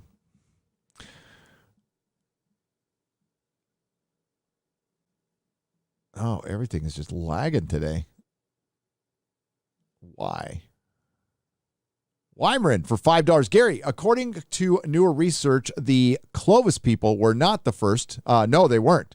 To come to America. There was a previous people here. So in essence, the First Nations are actually neither the first nor the second, but possibly the third or fourth nations. I completely agree. Yeah, they have found evidence of life, here in the Americas going back 50 to 100,000 years. It's very controversial. Thank you. Gunslinger 177 for $10 says, screw YouTube. Fuck yeah, screw YouTube. I'm pissed at him right now. Fuck him. I'm so fucking mad at him right now for doing this. Agent Zero for $5. My Streamline cherry is busted. Oh, or your Streamlab cherry is busted. There we go. I'll still be gentle. Johnny David for $5. Thank you for the donation. I appreciate it. The Rand Man for $1.50. Are we creeping closer to articles of allegiance like V for Vendetta? Yes. We're already starting to hear some of that language. Disloyalty. Didn't Biden say he was losing his patience? I mean, this is the leader of the free world. You do have to watch what you say. Remember, people got really upset when the last leader of the free world would speak off the cuff. But saying you're losing your patience with the portion of the population, pitting one segment of the population against another segment of the population, that can be dangerous. Toxic Man Flu for $10. If we have learned anything from Parler and the impending supply chain issues, it's that we all need to secure our personal supply chain if we want to be free. Yep. We can't rely on systems. Oh, we're way reliant on, I think there is a time, hopefully it's before it's bad, that we really need to rely on analog, right? Just in case, we're relying on something that can theoretically just be shut down with a switch. Phoenix Tangent for $5.99. Hail, Gary, is there a Cal exit video in the future now that you have a house in Texas? Yes. I'm going to talk a little bit about it today. I just didn't put it in the title. But we are definitely going to get into to that today. Talk a little bit about what my poor wife went through, still going through, what my family has gone through. And I tell the story again and again so other people can tell their story because they haven't had the opportunity because they've been shut down. You want to talk about silence and suppressing. They have suppressed people. Once you're out of business, you're gone. You're dust in the wind, and I don't see any, for a little while there, the news was covering it, but they stopped. Here in California, they just stopped putting up the percentage of businesses that we lost. Now, I think the bleeding has stopped a little bit, but now that the bleeding has stopped, we should be assessing things. How much business did we lose in California? Well, the word on the street, it's 60%. 60%. And there is a bunch, and I mean a bunch, of empty industrial buildings, empty strip malls, empty malls, and they are, I got to be careful what I say here. They aren't largely being put on the market yet, and it's very strategic. And we also, up until very recently, I'm talking 4 months ago, we had a eviction moratorium in this state. So landlords couldn't evict people unless they had to prove that they were going to renovate their building or something. So all of a sudden, a lot of landlords started to do their renovations, and a lot of landlords are skipping out of California. As a matter of fact, I was on a member stream talking to one of my members. He might be watching today, and he lived here in San Diego, and he's like, yeah, I got to move because my landlord's selling the building.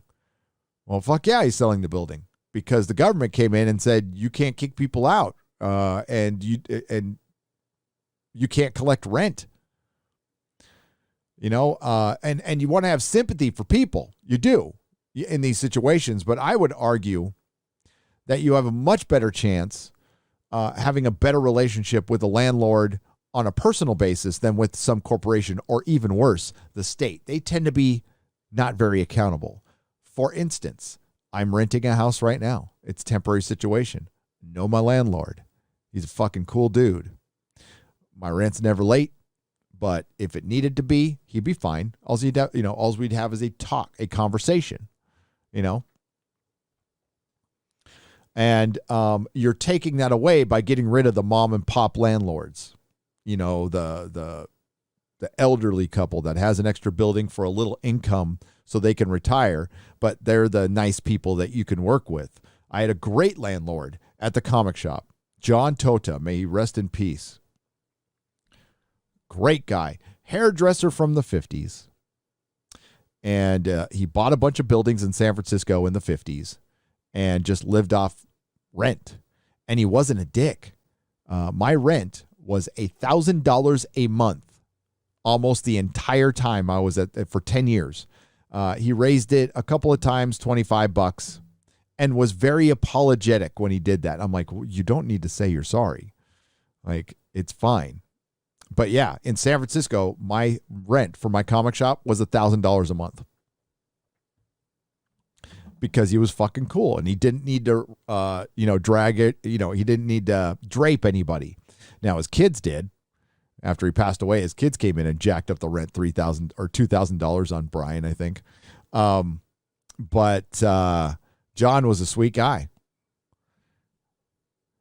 But the state of California is getting rid of that. They are actively getting rid of that because we all know what the end game is. Why are we even playing around? They don't want us to own property. They, who are they? The government, the Marxists, the socialists. They don't want us to own property. And then once we don't own property, they want to start telling us where we live. And then after that, they want to start telling us where we work.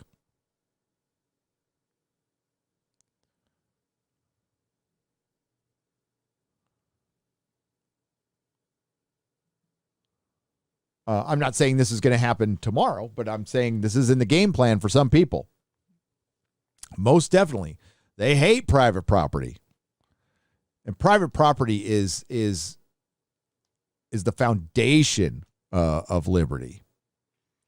And hell, even going to Texas, I still got to pay property tax. You know, there's some neighborhoods where there's like HOA and you can't, I want to be able to do whatever the fuck I want to my house, within reason, of course. But yeah, we're slowly losing that freedom. And for some reason, people still want to come to California. Now, it lost a lot of population, and it should.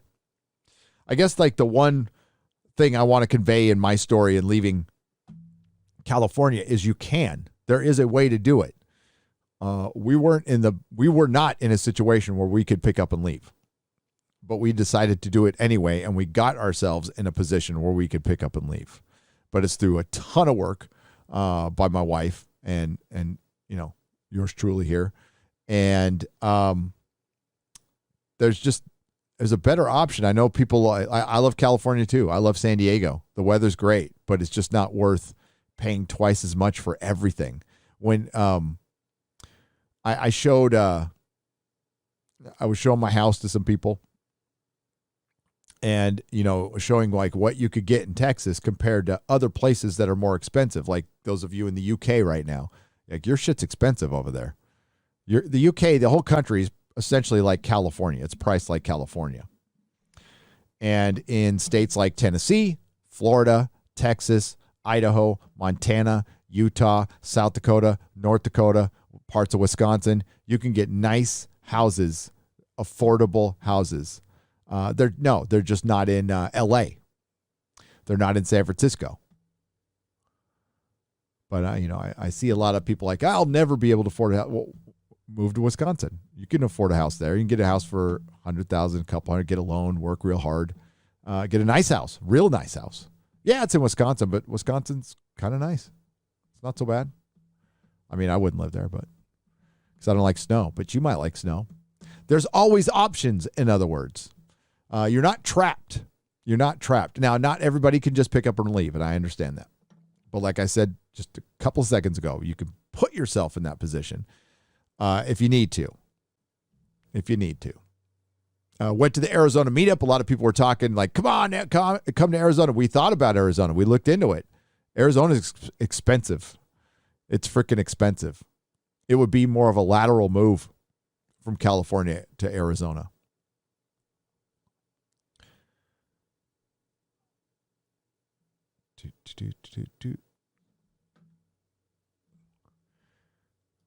But I will be making a goodbye to San Francisco video.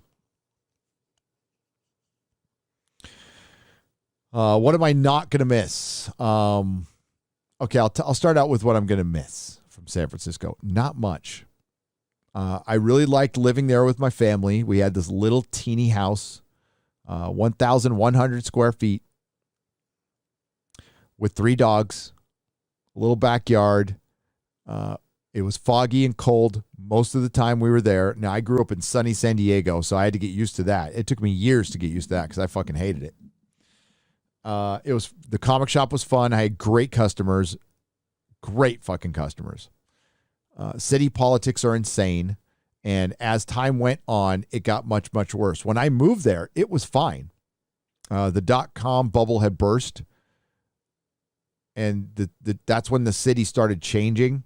And it became less like old San Francisco and became new big tech San Francisco. And, all the fun shit went away. There used to be a FAO Schwartz downtown that I went to like every weekend just to hang out. A giant Virgin mega store used to go down to all the time and just fucking hang out.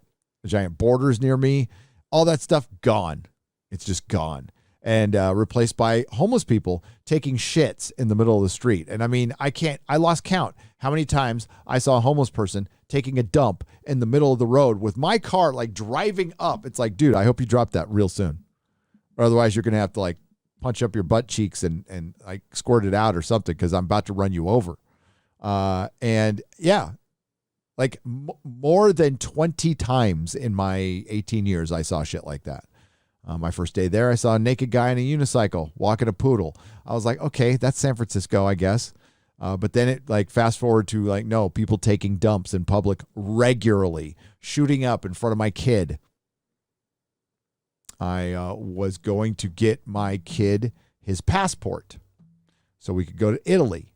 And we park the car, we get out, and there's a dude, drool coming out of his mouth, freaking needle in his arm. My kid like practically runs into him. And the first thing I think of is people, I just hear like San Francisco is such a beautiful city. No, it's not. It was terrible. It was fucking awful. It was dirty all the time. There are nice places, parts of it. That I ain't welcome there. You ain't welcome there. Like where Nancy Pelosi lives.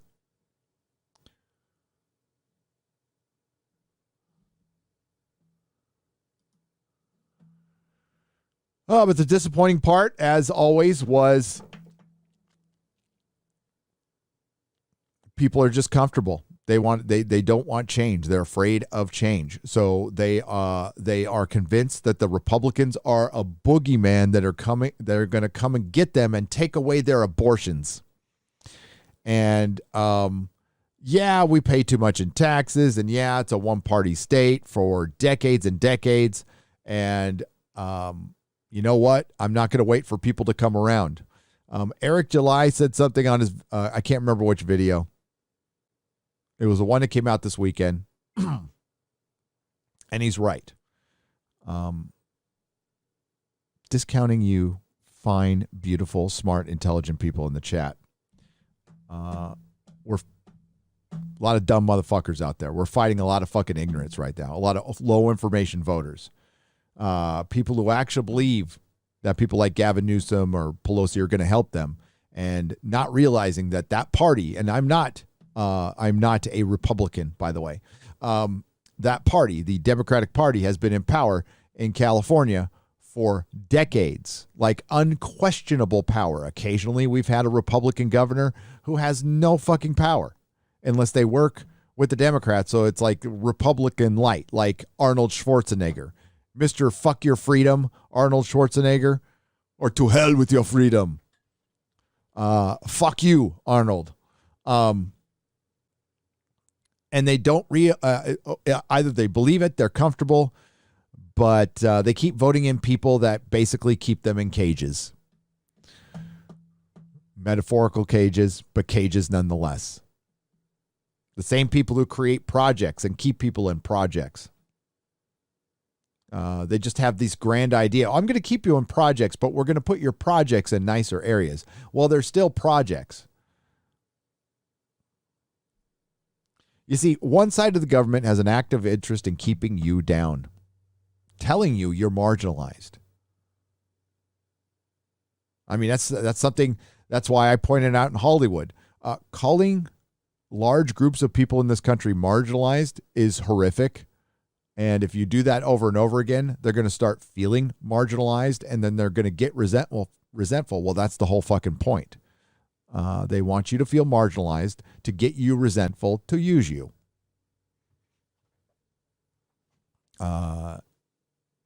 Life isn't fair, but as long as you have all of your faculties, you're not marginalized. Okay.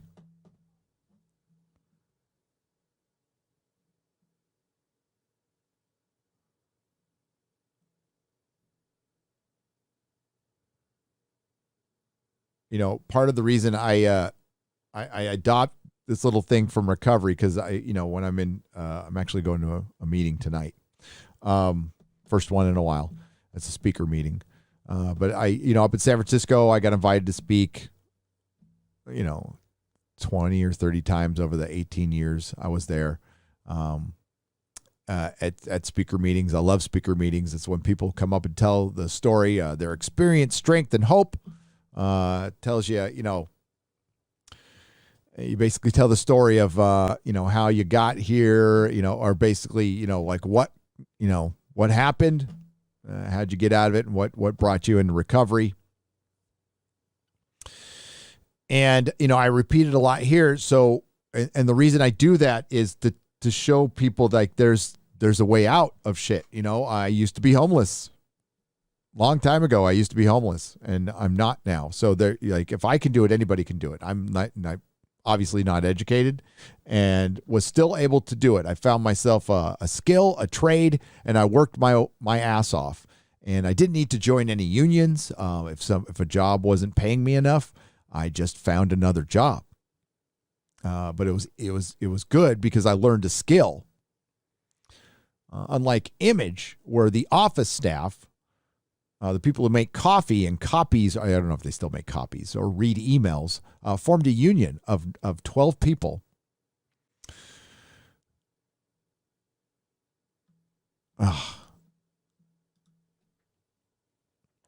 But I mean, it's been long. It's been it's been stressful, and we've had to rely on fucking YouTube, right? Which was never, ever, ever part of the plan. My wife had a career, and she's still making money, and she's still working, but like YouTube was never supposed to be like what paid for my mom's rent, what paid for the mortgage, what paid for my kids' school supplies. It was supposed to be part of it, but not all of it. And when YouTube does shit like they do today, I got to think about it.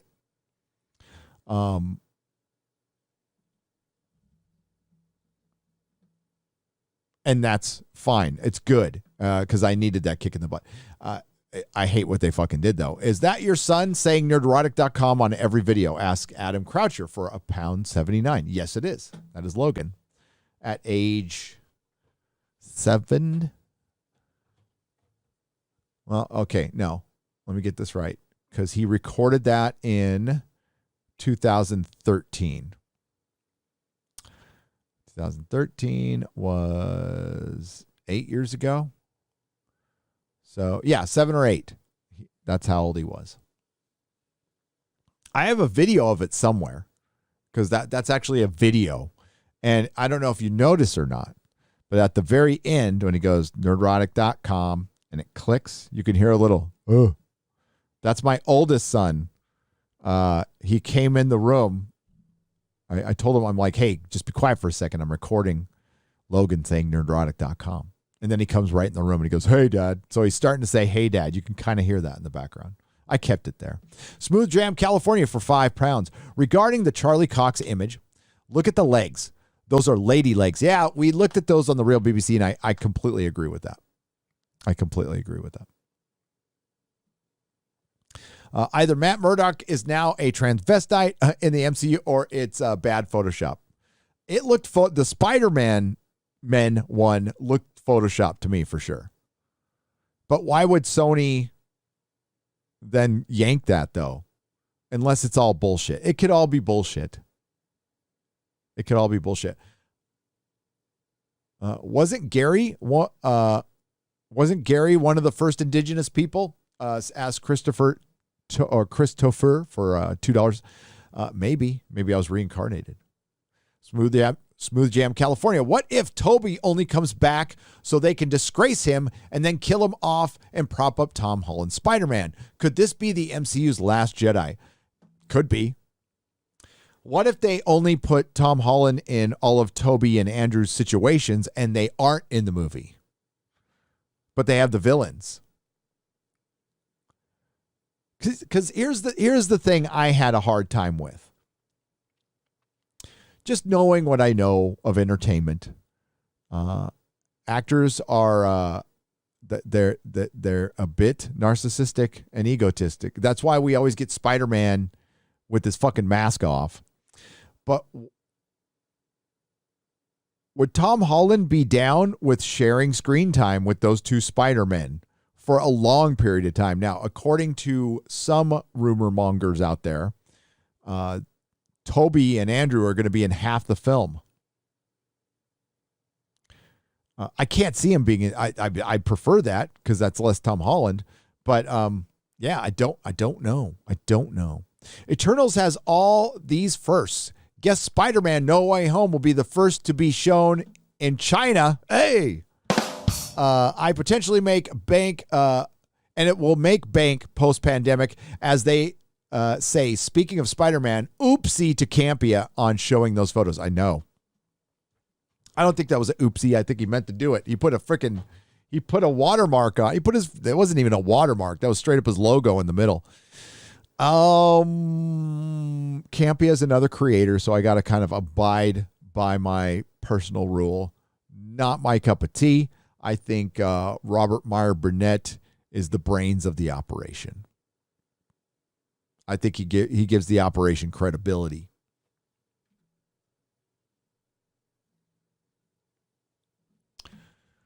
APM for 5. And thank you, fantastic Mr. Fox, for 20 Australian dollars. I appreciate it. Egg Chin for $5. Now for a dislike button, it can be in the comments section, dislike here, and everyone can like it or the show approval. Yeah, are they going to get rid of do they show the number of dislikes in the comments? That's a good question. That's a very good question. The hardest part of the 15 days to flatten the curve is the first 600 days. Credit Zuby. Hail Gary, hail Zuby, and always hail Godzilla. Hail Zuby, by the way. We want to get him on Friday Night Tights sooner than later. Count Dankula this Friday. Count Dankula. And I'm just going to call it right now. I'm going to put you on the spot, Dave Cullen. I emailed Dave Cullen today, and I want to get him on. And I offered to start the show earlier to get him on. Programming note. Time for a programming note. On Friday Night Tights, we're going to change the time. We're going to be a little earlier. This is for our Brits. We're going to do this for Az. Because the start time right now, especially when we start like a half hour, 45 minutes, an hour late, it gets to like 11:30 his time. So we are going to start at 1:30 p.m. between 1:30 and 1:45. I'm going to get the link to the guys early. There's going to be some changes coming to the show. Nothing drastic, other than it starts a little early, a little more format. But you'll see. You'll see the changes this Friday, starting this Friday. Got an announcement to make. I'll probably do it before the show. Either tonight or tomorrow, as far as the show is concerned. As far as this show is concerned, I've said it's going to be just crazy till we move. But once we get set, the goal is to live stream, have something for you guys every single day. Now, I kind of do that, but it's over 3 channels. I've got, I'll either put something up on Nerdrotic Live, or I'll do a live stream, or I'll do a video, or a Nerdrotic Daily video will come up, but we're going to amp that up a little bit. But good changes coming to Friday Night Tights, a little more, getting a little more. You always want to be improving and moving forward. And I think that'll be, it'll be Friday afternoon Tights on the West Coast, but it's the way it's got to be. If we're going to have Brits around, we got to start out a little earlier. And I'm fine with that. I'm sure everybody on the show is fine with it. I read that one, but thank you again, Bubba Doom, one for $20. I appreciate it. Fantasia Builds for £5 Have you seen the rumor for Doctor Who Flux? Clownfish just posted a video on it. Is it the rumor that they're going to, what was the Reddit rumor? Well, is it the one where Swarm and Azure, is it Azure, are Jodie's parents? Is it that one? If there's an article, somebody can link me on Twitter. I'll check it out for sure. And hail Clownfish. We love Clownfish. Let me check it out. Go to their Twitter. So there is a rumor. I saw it on Svi's channel. I think Noel came out with it first. It's from Reddit. That Swarm and Azure are possibly Jodie's parents, and the division was created to protect the timeless child. That sounds in line with kind of what they would do. It does sound like the reason I probably wouldn't believe it is it sounds too specific on the origin for the timeless child, but that it could happen. It could happen. Okay, I'm looking. Oh, it's Inverse. Oh, fucking Inverse. Let me tell you about Inverse. Inverse is we got this covered, guys. They're the ones. They wrote a hit piece on the Fandom Menace. That hashtag. They also called Black Widow the greatest Marvel Cinematic Universe film ever made. As a matter of fact, I'll show you. Oh, they changed the headline. Wow. Best Marvel movie in years, maybe ever. Black Widow. Best Marvel movie in years, maybe ever. But if we go here, Doctor Who Flux just fixed the worst part of the Jodie Whittaker era. Did it? Doctor Who is back as Doctor Who is as the first female Doctor played by Jodie Whittaker, who we'll lovingly call Dr. Karen, embarks on her final adventure. The long-running sci-fi series finally feels like it has a new lease on life. Season 13 of Who's modern era carries with the ominous, I can fucking talk, flux, indicating things in the Whoniverse are changing. The season's debut episode, The Halloween Apocalypse, greeted this bold new future, reaching back to an older aesthetic the series hasn't seen in years. Here's how Doctor Who Flux is channeling the spirit of the show's David Tennant and Matt Smith. Okay, so I don't want to go through their whole fucking thing here. Oh, is this the one? Okay, now I clicked it. Okay, that's why we don't want to read that one in. That's what I wanted. Sorry. So I got into the wrong article. My bad. Can you see that? Yes, you can. Doctor Who just changed the show's time travel rules forever.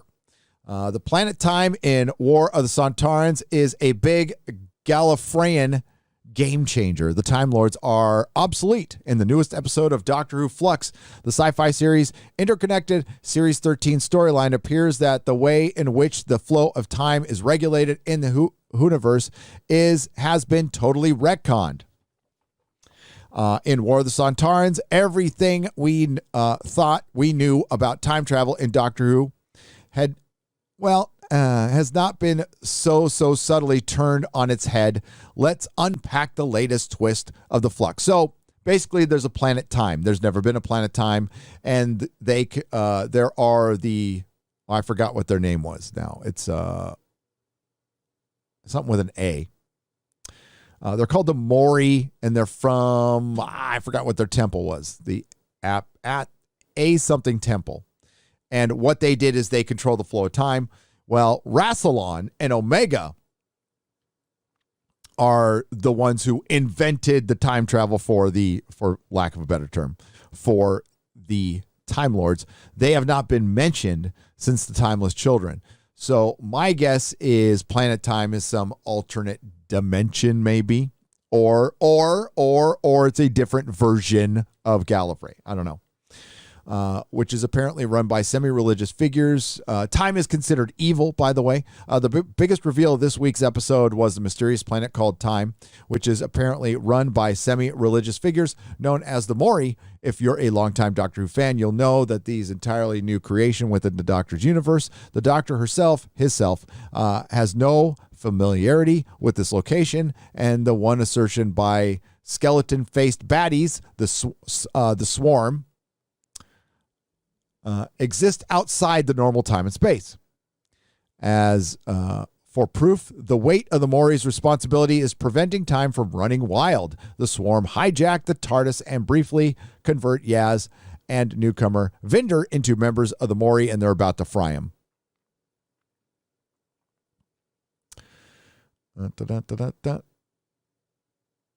Okay, so I'm looking for what the rumor is prior to the episode. Who Canon asserts that the proper flow of time is regulated by a few different groups. At the height of their powers, the Doctor's own people, the Time Lords, were the most obvious and influential masters of time and space in the classic Doctor Who era pre-2005.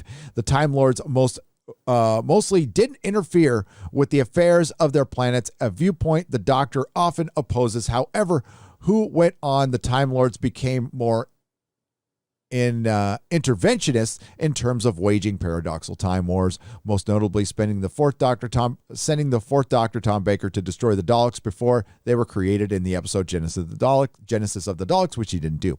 From that point on, Doctor has been a bit of a free-for-all. Doctor Who has been a bit of a free-for-all when it comes to who or what keeps the correct timeline flowing. After the events of the Time War post 2005, the Doctor frequently sets themselves up as the sole defender and steward of time. Yes, as a matter of fact, they reset it a couple of times recently. So this often led to the Doctor. That's Moffat playing way fast and loose, by the way. Taking things too far in the waters of Mars. And there's always the fixed point in time. I don't want to read this whole fucking thing.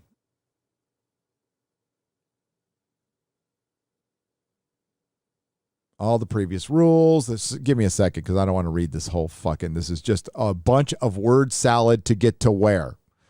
But what Flux is casually asserting, at least for now, is that time itself might be more like an unwieldy natural force, one that is, if left unchecked, will warp in ways that couldn't seem to possible under normal physical laws.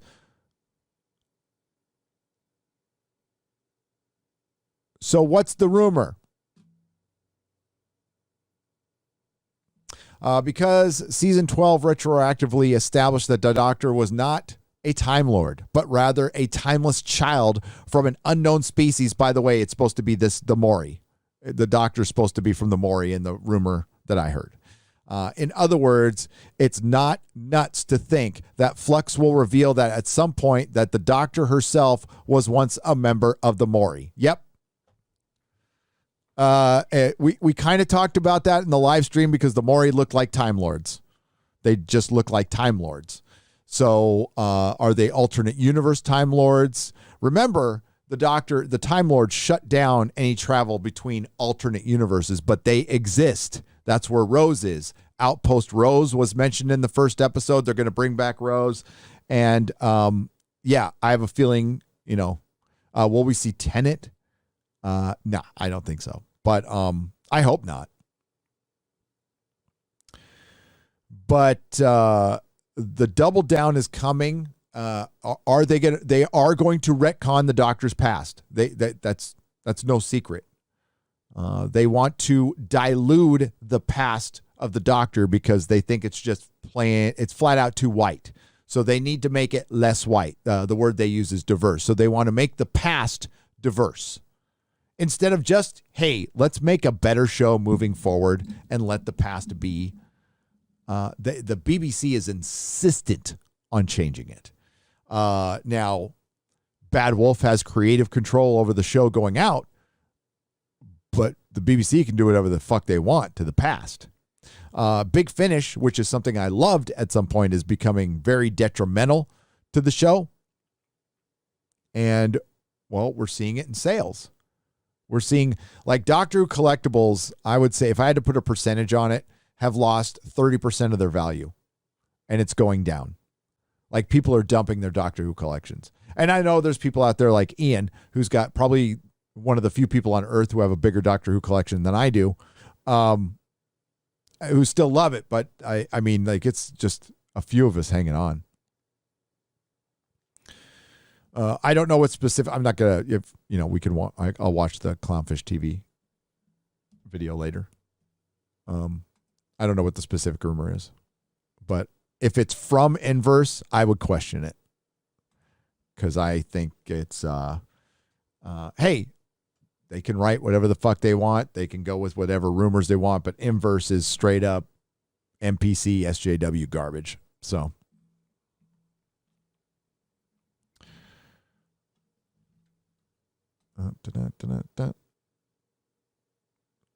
I wonder, though.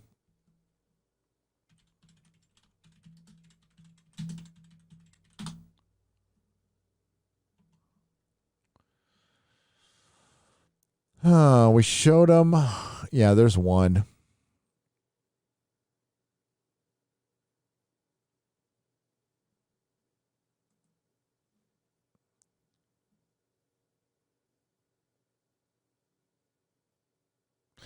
Okay, so I'm going to pull up one of those leaked Spider-Man images. I think it's just complete. I think it's just bad Photoshop. That's just me. I could be wrong.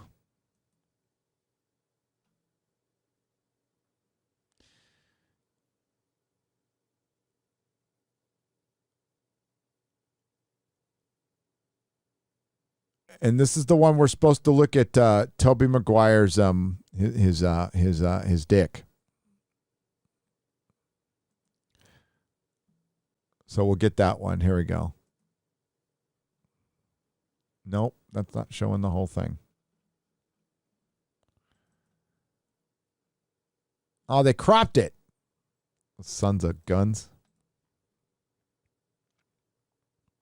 Let me see if I can find another one.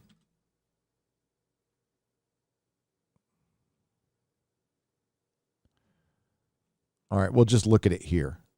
That'll work.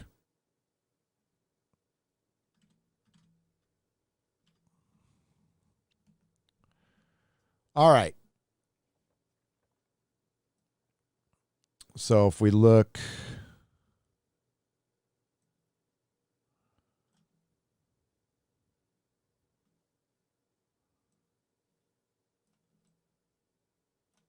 right here.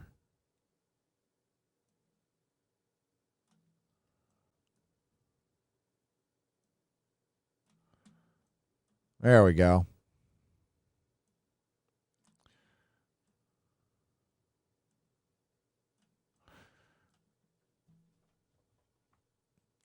I think it looks Photoshopped to me. I think it looks Photoshopped to me. Especially, I mean, Toby's a little thick around the waist right there. But if you look here, it looks a little too cropped right here on the back of Toby's head. Again, I could be wrong, and it really looks fake right here where Tom Holland is. Or it could just be a bad picture, like somebody took a picture of a screen, like I said. But I mean, does it really matter? I don't know. I mean, Sony, just come out with a trailer. Just come out with a trailer. What are you waiting for? Unless Marvel doesn't want them to come out with it. I don't know. I don't know.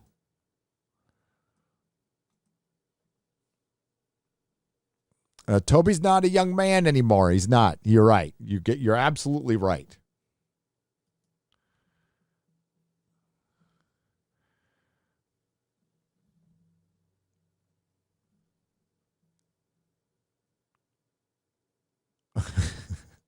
If you all take a look at Tobey Maguire's dick now, that's what John Campea wants you to do. Please, everybody focus on Tobey Maguire. Here, let's just focus on Tobey Maguire's fucking cock. Let's do it. Okay? We're not going to fuck around. This is nerdrotic. So what we do is we're going to focus on Tobey Maguire's, and then we'll get to Andrew Garfield's dick, and we'll see like whose dick is bigger. Okay? But if you look right here, and we do what Campea says, and we focus on Tobey Maguire's dick.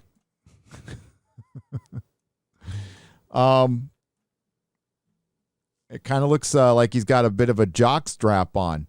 So I don't know what he's asking us to look at. It looks like he's got a bit of a boiler going on there, right? You see a little Tobey Maguire boiler going on?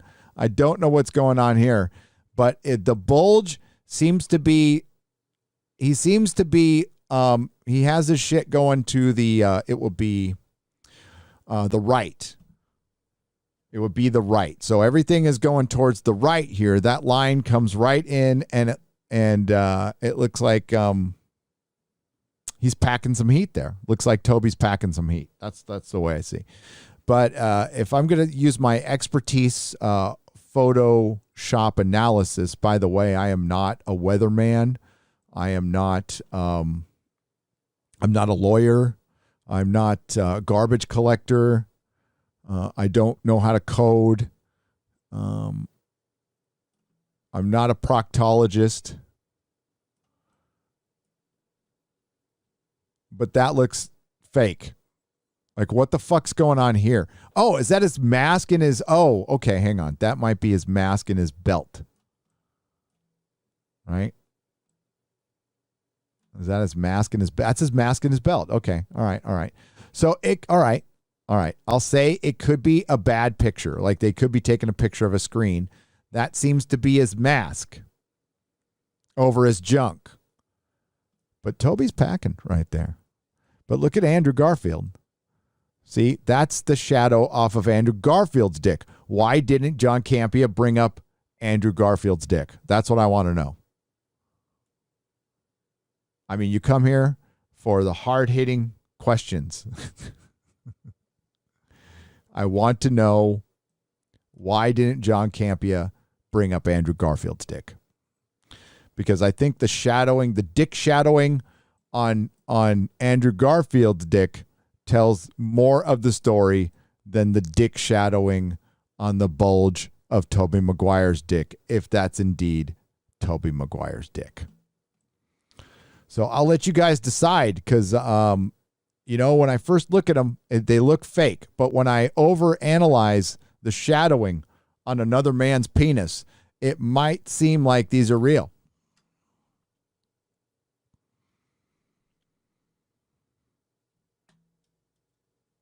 Just saying. And Tom Holland, I mean, he's like fucking 10. So I don't know if he's even got, I don't know if his balls have dropped yet. Has Tom Holland's balls dropped? No, nope. Oh, it looks like he's tucking right there. What the hell?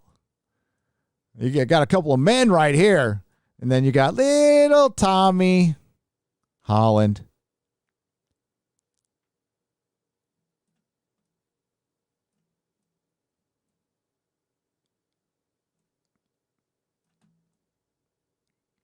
I don't know, folks. You decide.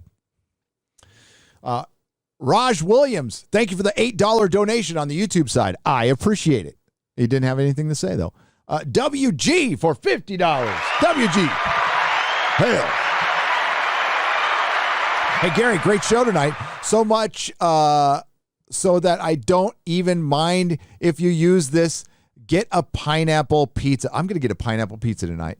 I'm going to get a motherfucking pineapple pizza tonight. And I might fucking chase it down with some candy corn. No, I wouldn't do that. But pineapple pizza, I will. WG, going to go to Pizza Time. And it's a large pizza. It's on a hand-tossed crust. And I get the hot Hawaiian, which is like bacon. And it's pepperoni. And it's pineapple. And then they take buffalo sauce and put it all over there. Like, the chicken wing sauce, and it's fucking awesome. Thank you, my friend. Thank you. Keep up the great work and all the best. All the best to you, WG. Thank you.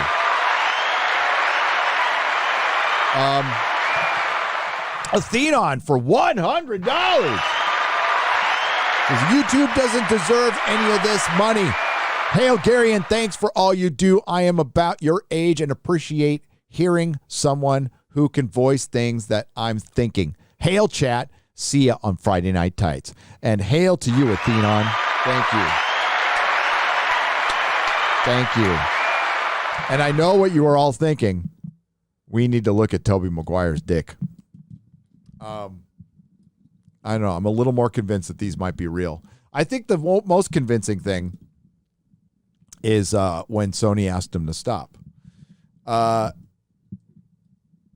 only time I have ever been hit with a copyright claim when it comes to, like, usually it's for a trailer or for or music, but the only time I've ever been hit with a weird one is when I came out with the rumor that was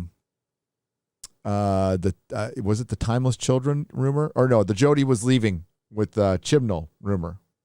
I don't do many rumors. So it was like one of 3 rumors. I can't remember. It was one of my Doctor Who videos.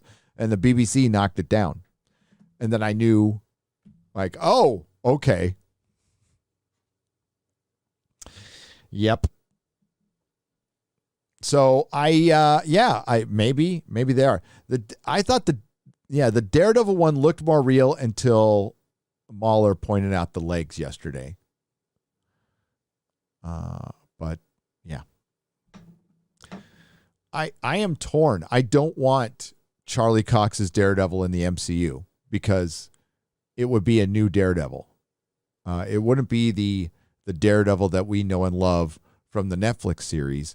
The first 2 seasons being, in my opinion, perfect television, perfect comic book adaptation television, the best adaptation of a comic book character for Marvel and DC. If you ask me what is the best single adaptation of a comic book character ever in the history of film, I would say it was J.K. Simmons' J. Jonah Jameson.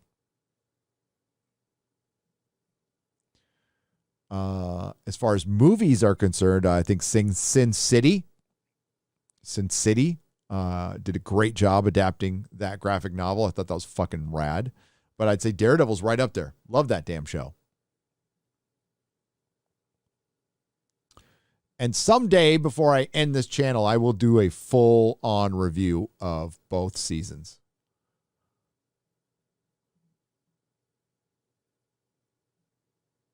How am I supposed to say this? The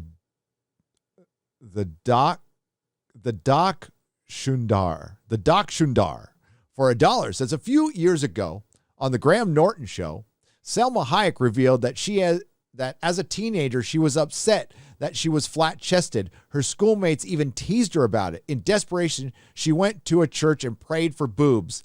The clip's on YouTube. God exists.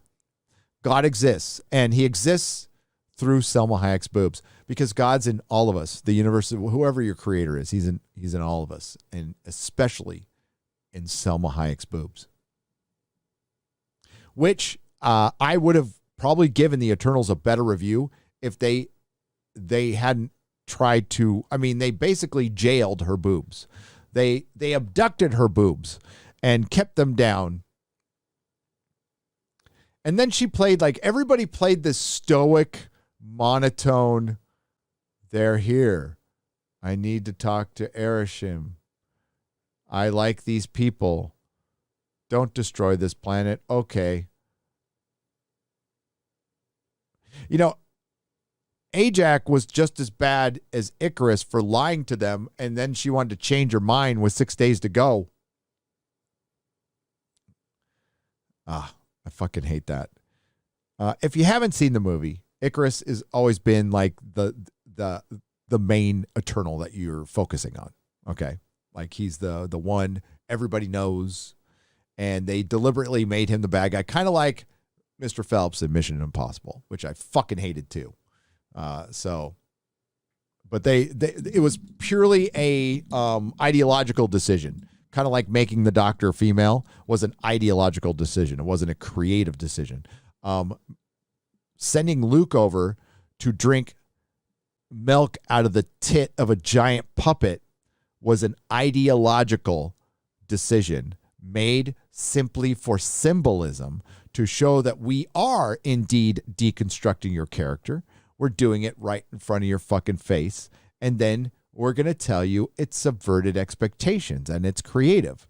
When no, that we are going to, Disney bought Star Wars, and then they said we are going to build up these characters at whatever cost. These Star Wars fans are fucking stupid, so they'll take whatever we throw at them.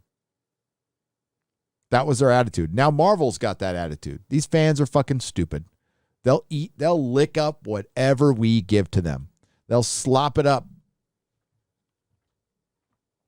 That's their attitude. I would say treat the audience with a little more respect, but they don't respect you. They don't. They just want your fucking money and for you to shut up.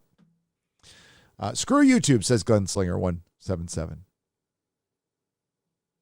Thank you for the $10. I think I already read that one. And we go over here.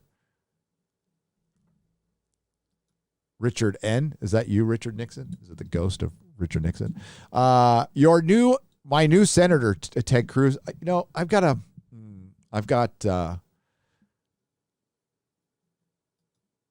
opinions on him. Your new Senator Cruz made excellent speech today on Forbes. Should see it. Oh, I'll check it out. Listen, here's the deal with Ted Cruz, my new senator. I like what he has to say. I really do. I need to see him doing more. I hear a lot of talk. I don't see a lot of doing.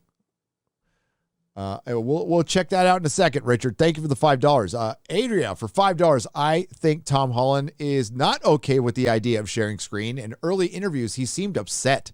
I guess Spider-Boy can't compete with Spider-Man. No. That's the thing is like, why would you put these?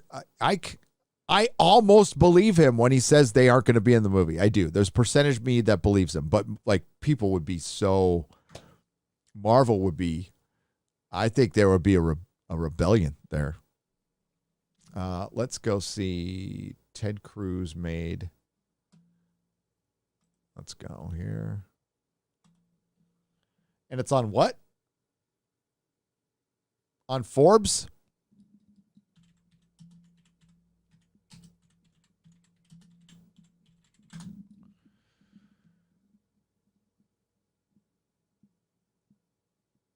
Is it on like Forbes Twitter?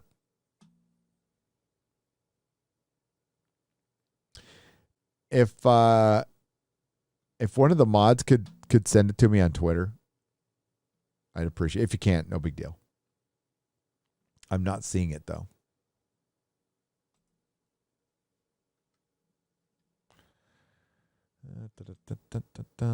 Okay. Chaz Fatur for $5. I was a homeless vet too, bro. Sucks, but I fought back, got off my ass, and survived, and I'm doing great now. Glad to see you are too. Chaz, that is fucking awesome to hear, man. Thank you for the $5. And I'm sorry you were a homeless vet. Shit. I don't like that story. I mean, I like the story that you got out of it, but vets being homeless, I don't like that story. Mr. Stabface for $5 says, hey, Gary, how about a shout out to the Marine Corps' birthday today? Semper Fi to all the Marines today. Happy birthday. You jarheads. Happy birthday to the jarheads today. That's what I used to call you. I'm not too far from Pendleton. I can feel it when they're doing their little war games. The ground shakes once in a while. Brown Gaijin for $5 says, hey, Gary, my panel at the anime convention will be on January 6th. Will it be insurrection themed?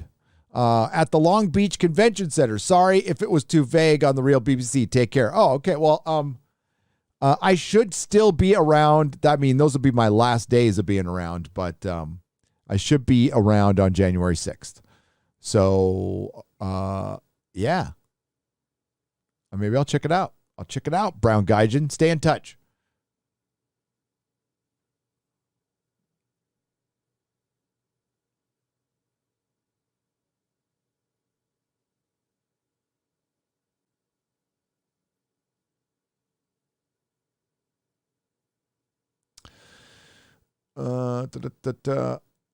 Hunters become the hunted, says Dan C. for £5 Yeah, they do. They do. Susan Dolan asks if DC intends to kill Clark Kent and Superman again to make way for John to be the one and only Superman. Yeah, we talked about that on the Real BBC yesterday a little bit, if you missed it. I wouldn't be surprised. It wouldn't be impactful, but I don't think they even care at this point. It would make a little news, and then the other Superman would take over, and then it would fail, and then they would have to bring back the Superman. But every time they do that, they kill they kill the main Superman character because people will be fed up. So if they do this, I'm not saying I totally believe that they would do this. It would be a net negative within a year. You would just end up losing Superman. Like Dan Jurgens was writing Superman a few years ago, and it was fucking fantastic. And they've never been able to match that with all these changes.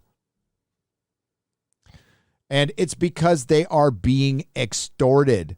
They are being extorted by the crazy woke progressive left. And they're being extorted within by the people they hired. That's the important part too.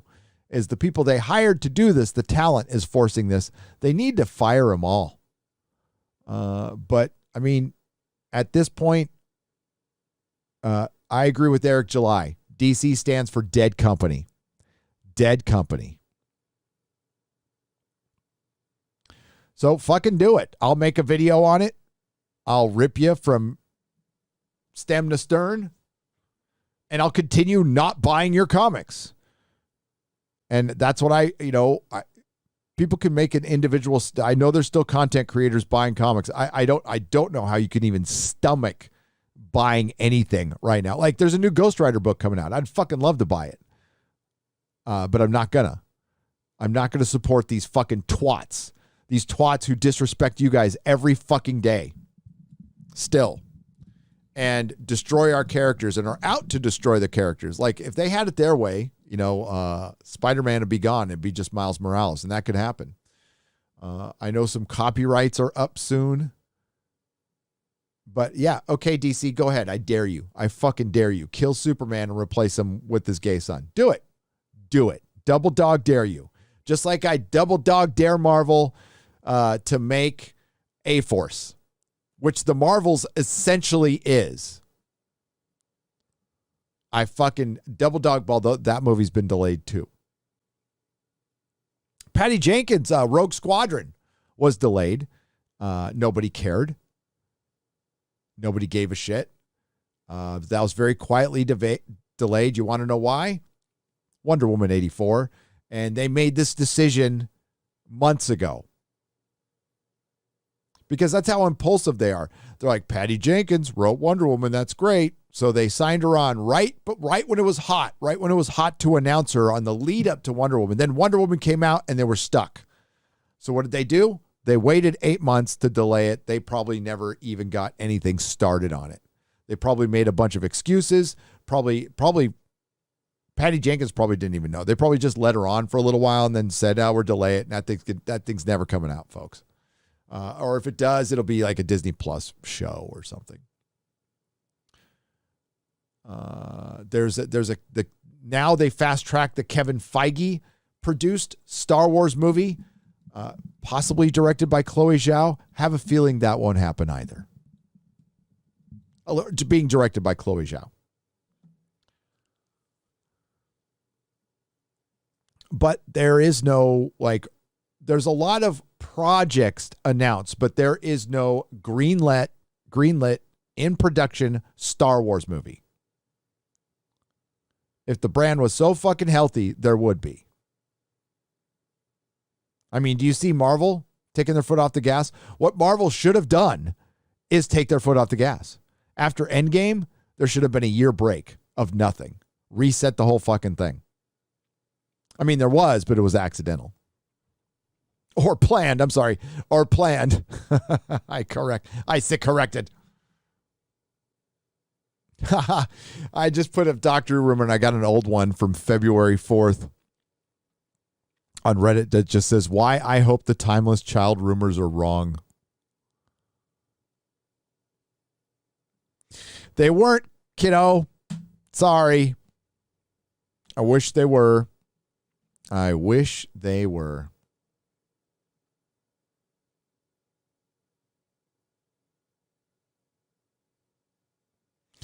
Yeah, Johnny Skinwalker.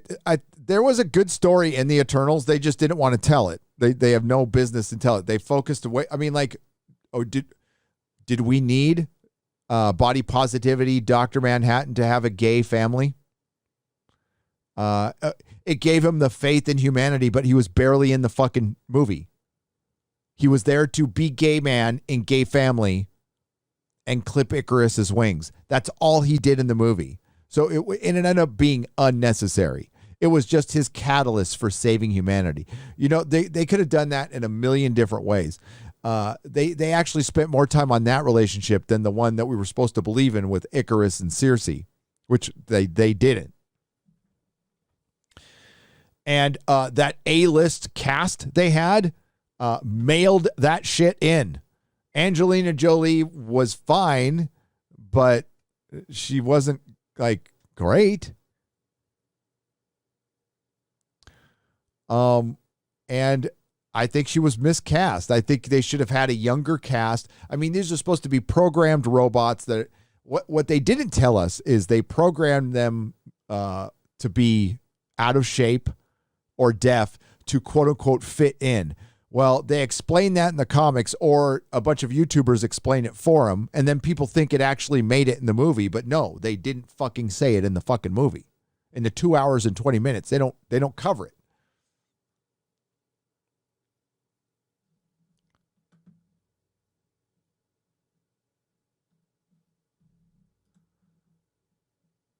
All right. We got to wrap things up, folks. I went a little long today because I felt like it. But I got to go eat. What do we got here? We got here $20 from Daniel.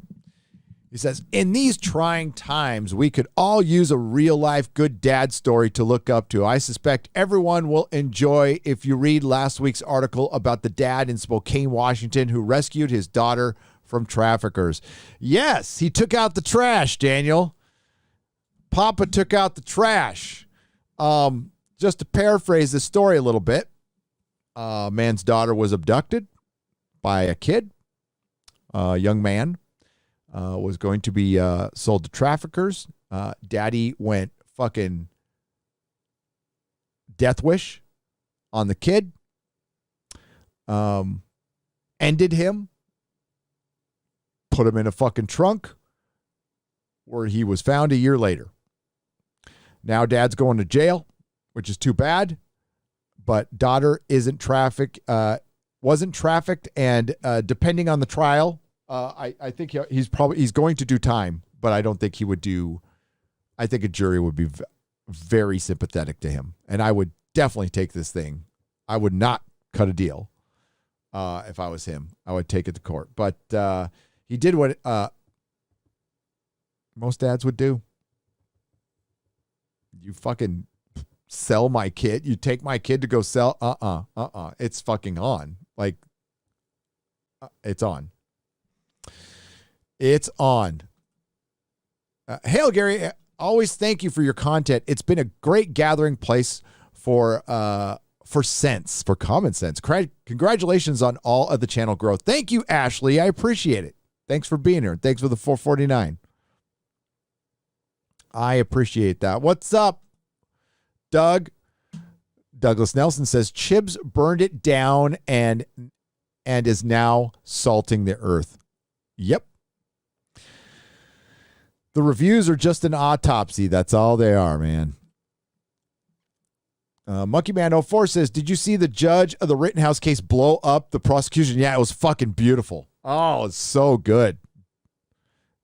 I think he said something like, don't berate me or something like that. He was the prosecution. I think he's trying to sabotage it now. Little Binger, right? Binger or Binger, whatever his name is, Binger. Little Binger. That's what it is. People say he looks like Littlefinger. I say Game of Thrones season 7 Littlefinger, the fucking, the she-tarded one. Texas will be better for when you get here. SoCal refugee since 2004, now San Antonio, Austin area. And that's where I'm headed. I can't wait. Can't wait. What's up, Nicholas Horton? Thank you for the $2. Hail, Gary. Rest in peace, Dean Stockwell. Yeah, so say we all.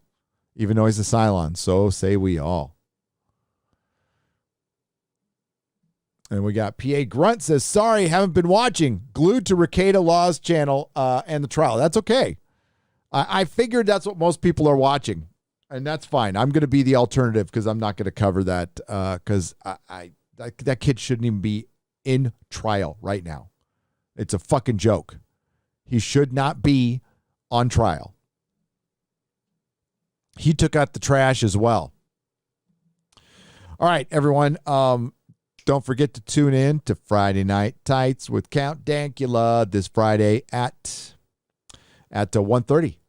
At 1:30.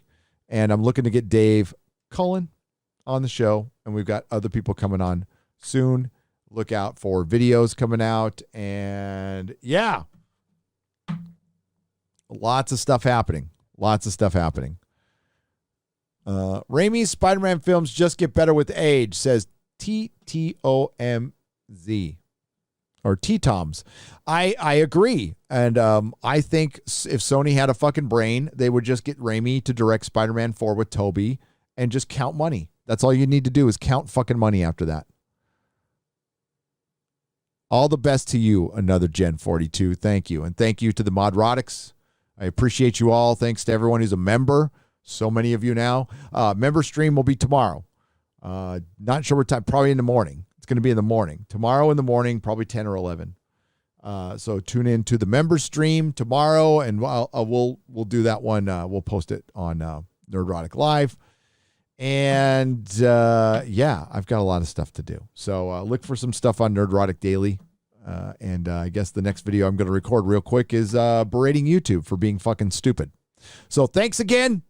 Thanks, WG. I'm going to go get a fucking pizza and enjoy John Campea talking about Tobey Maguire's dick. Tobey and the light source is hitting the right side of his face. And I can't believe I'm about to say this. I never thought I would say this in my entire online career. But look closely at Tobey Maguire's dick. Look closely at Tobey Maguire's dick.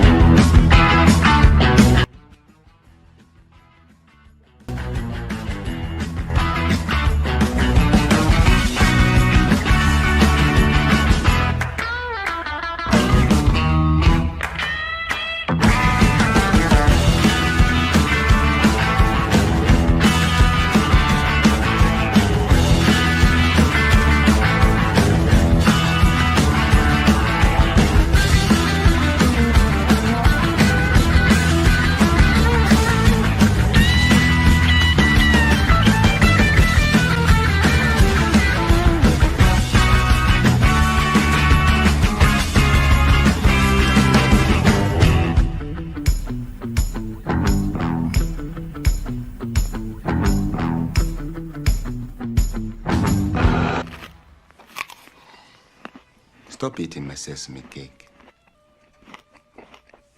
Stop eating my sesame cake!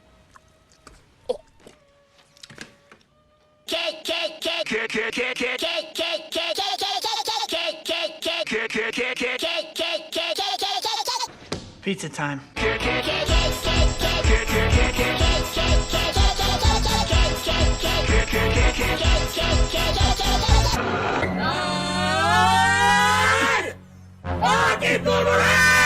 Oh my gosh. Oh, fuck! God!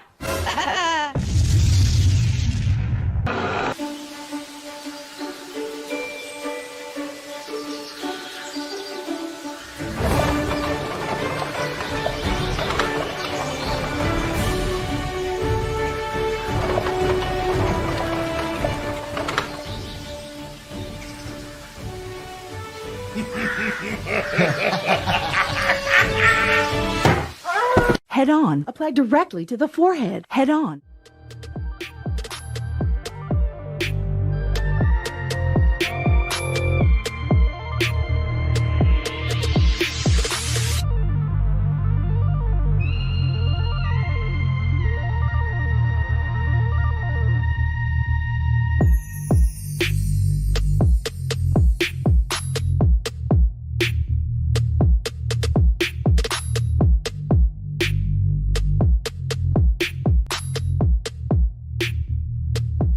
Do not come.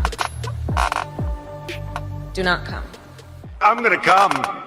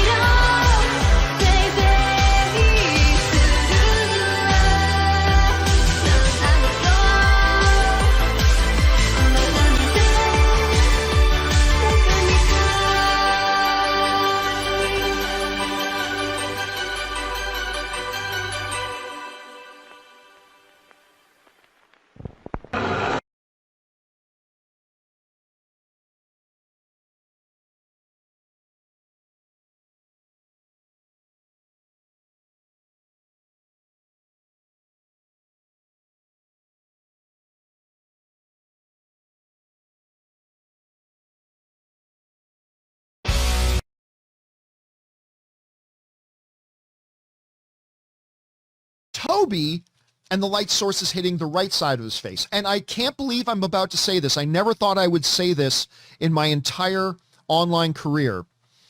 But look closely at Tobey Maguire's dick. Look closely at Tobey Maguire.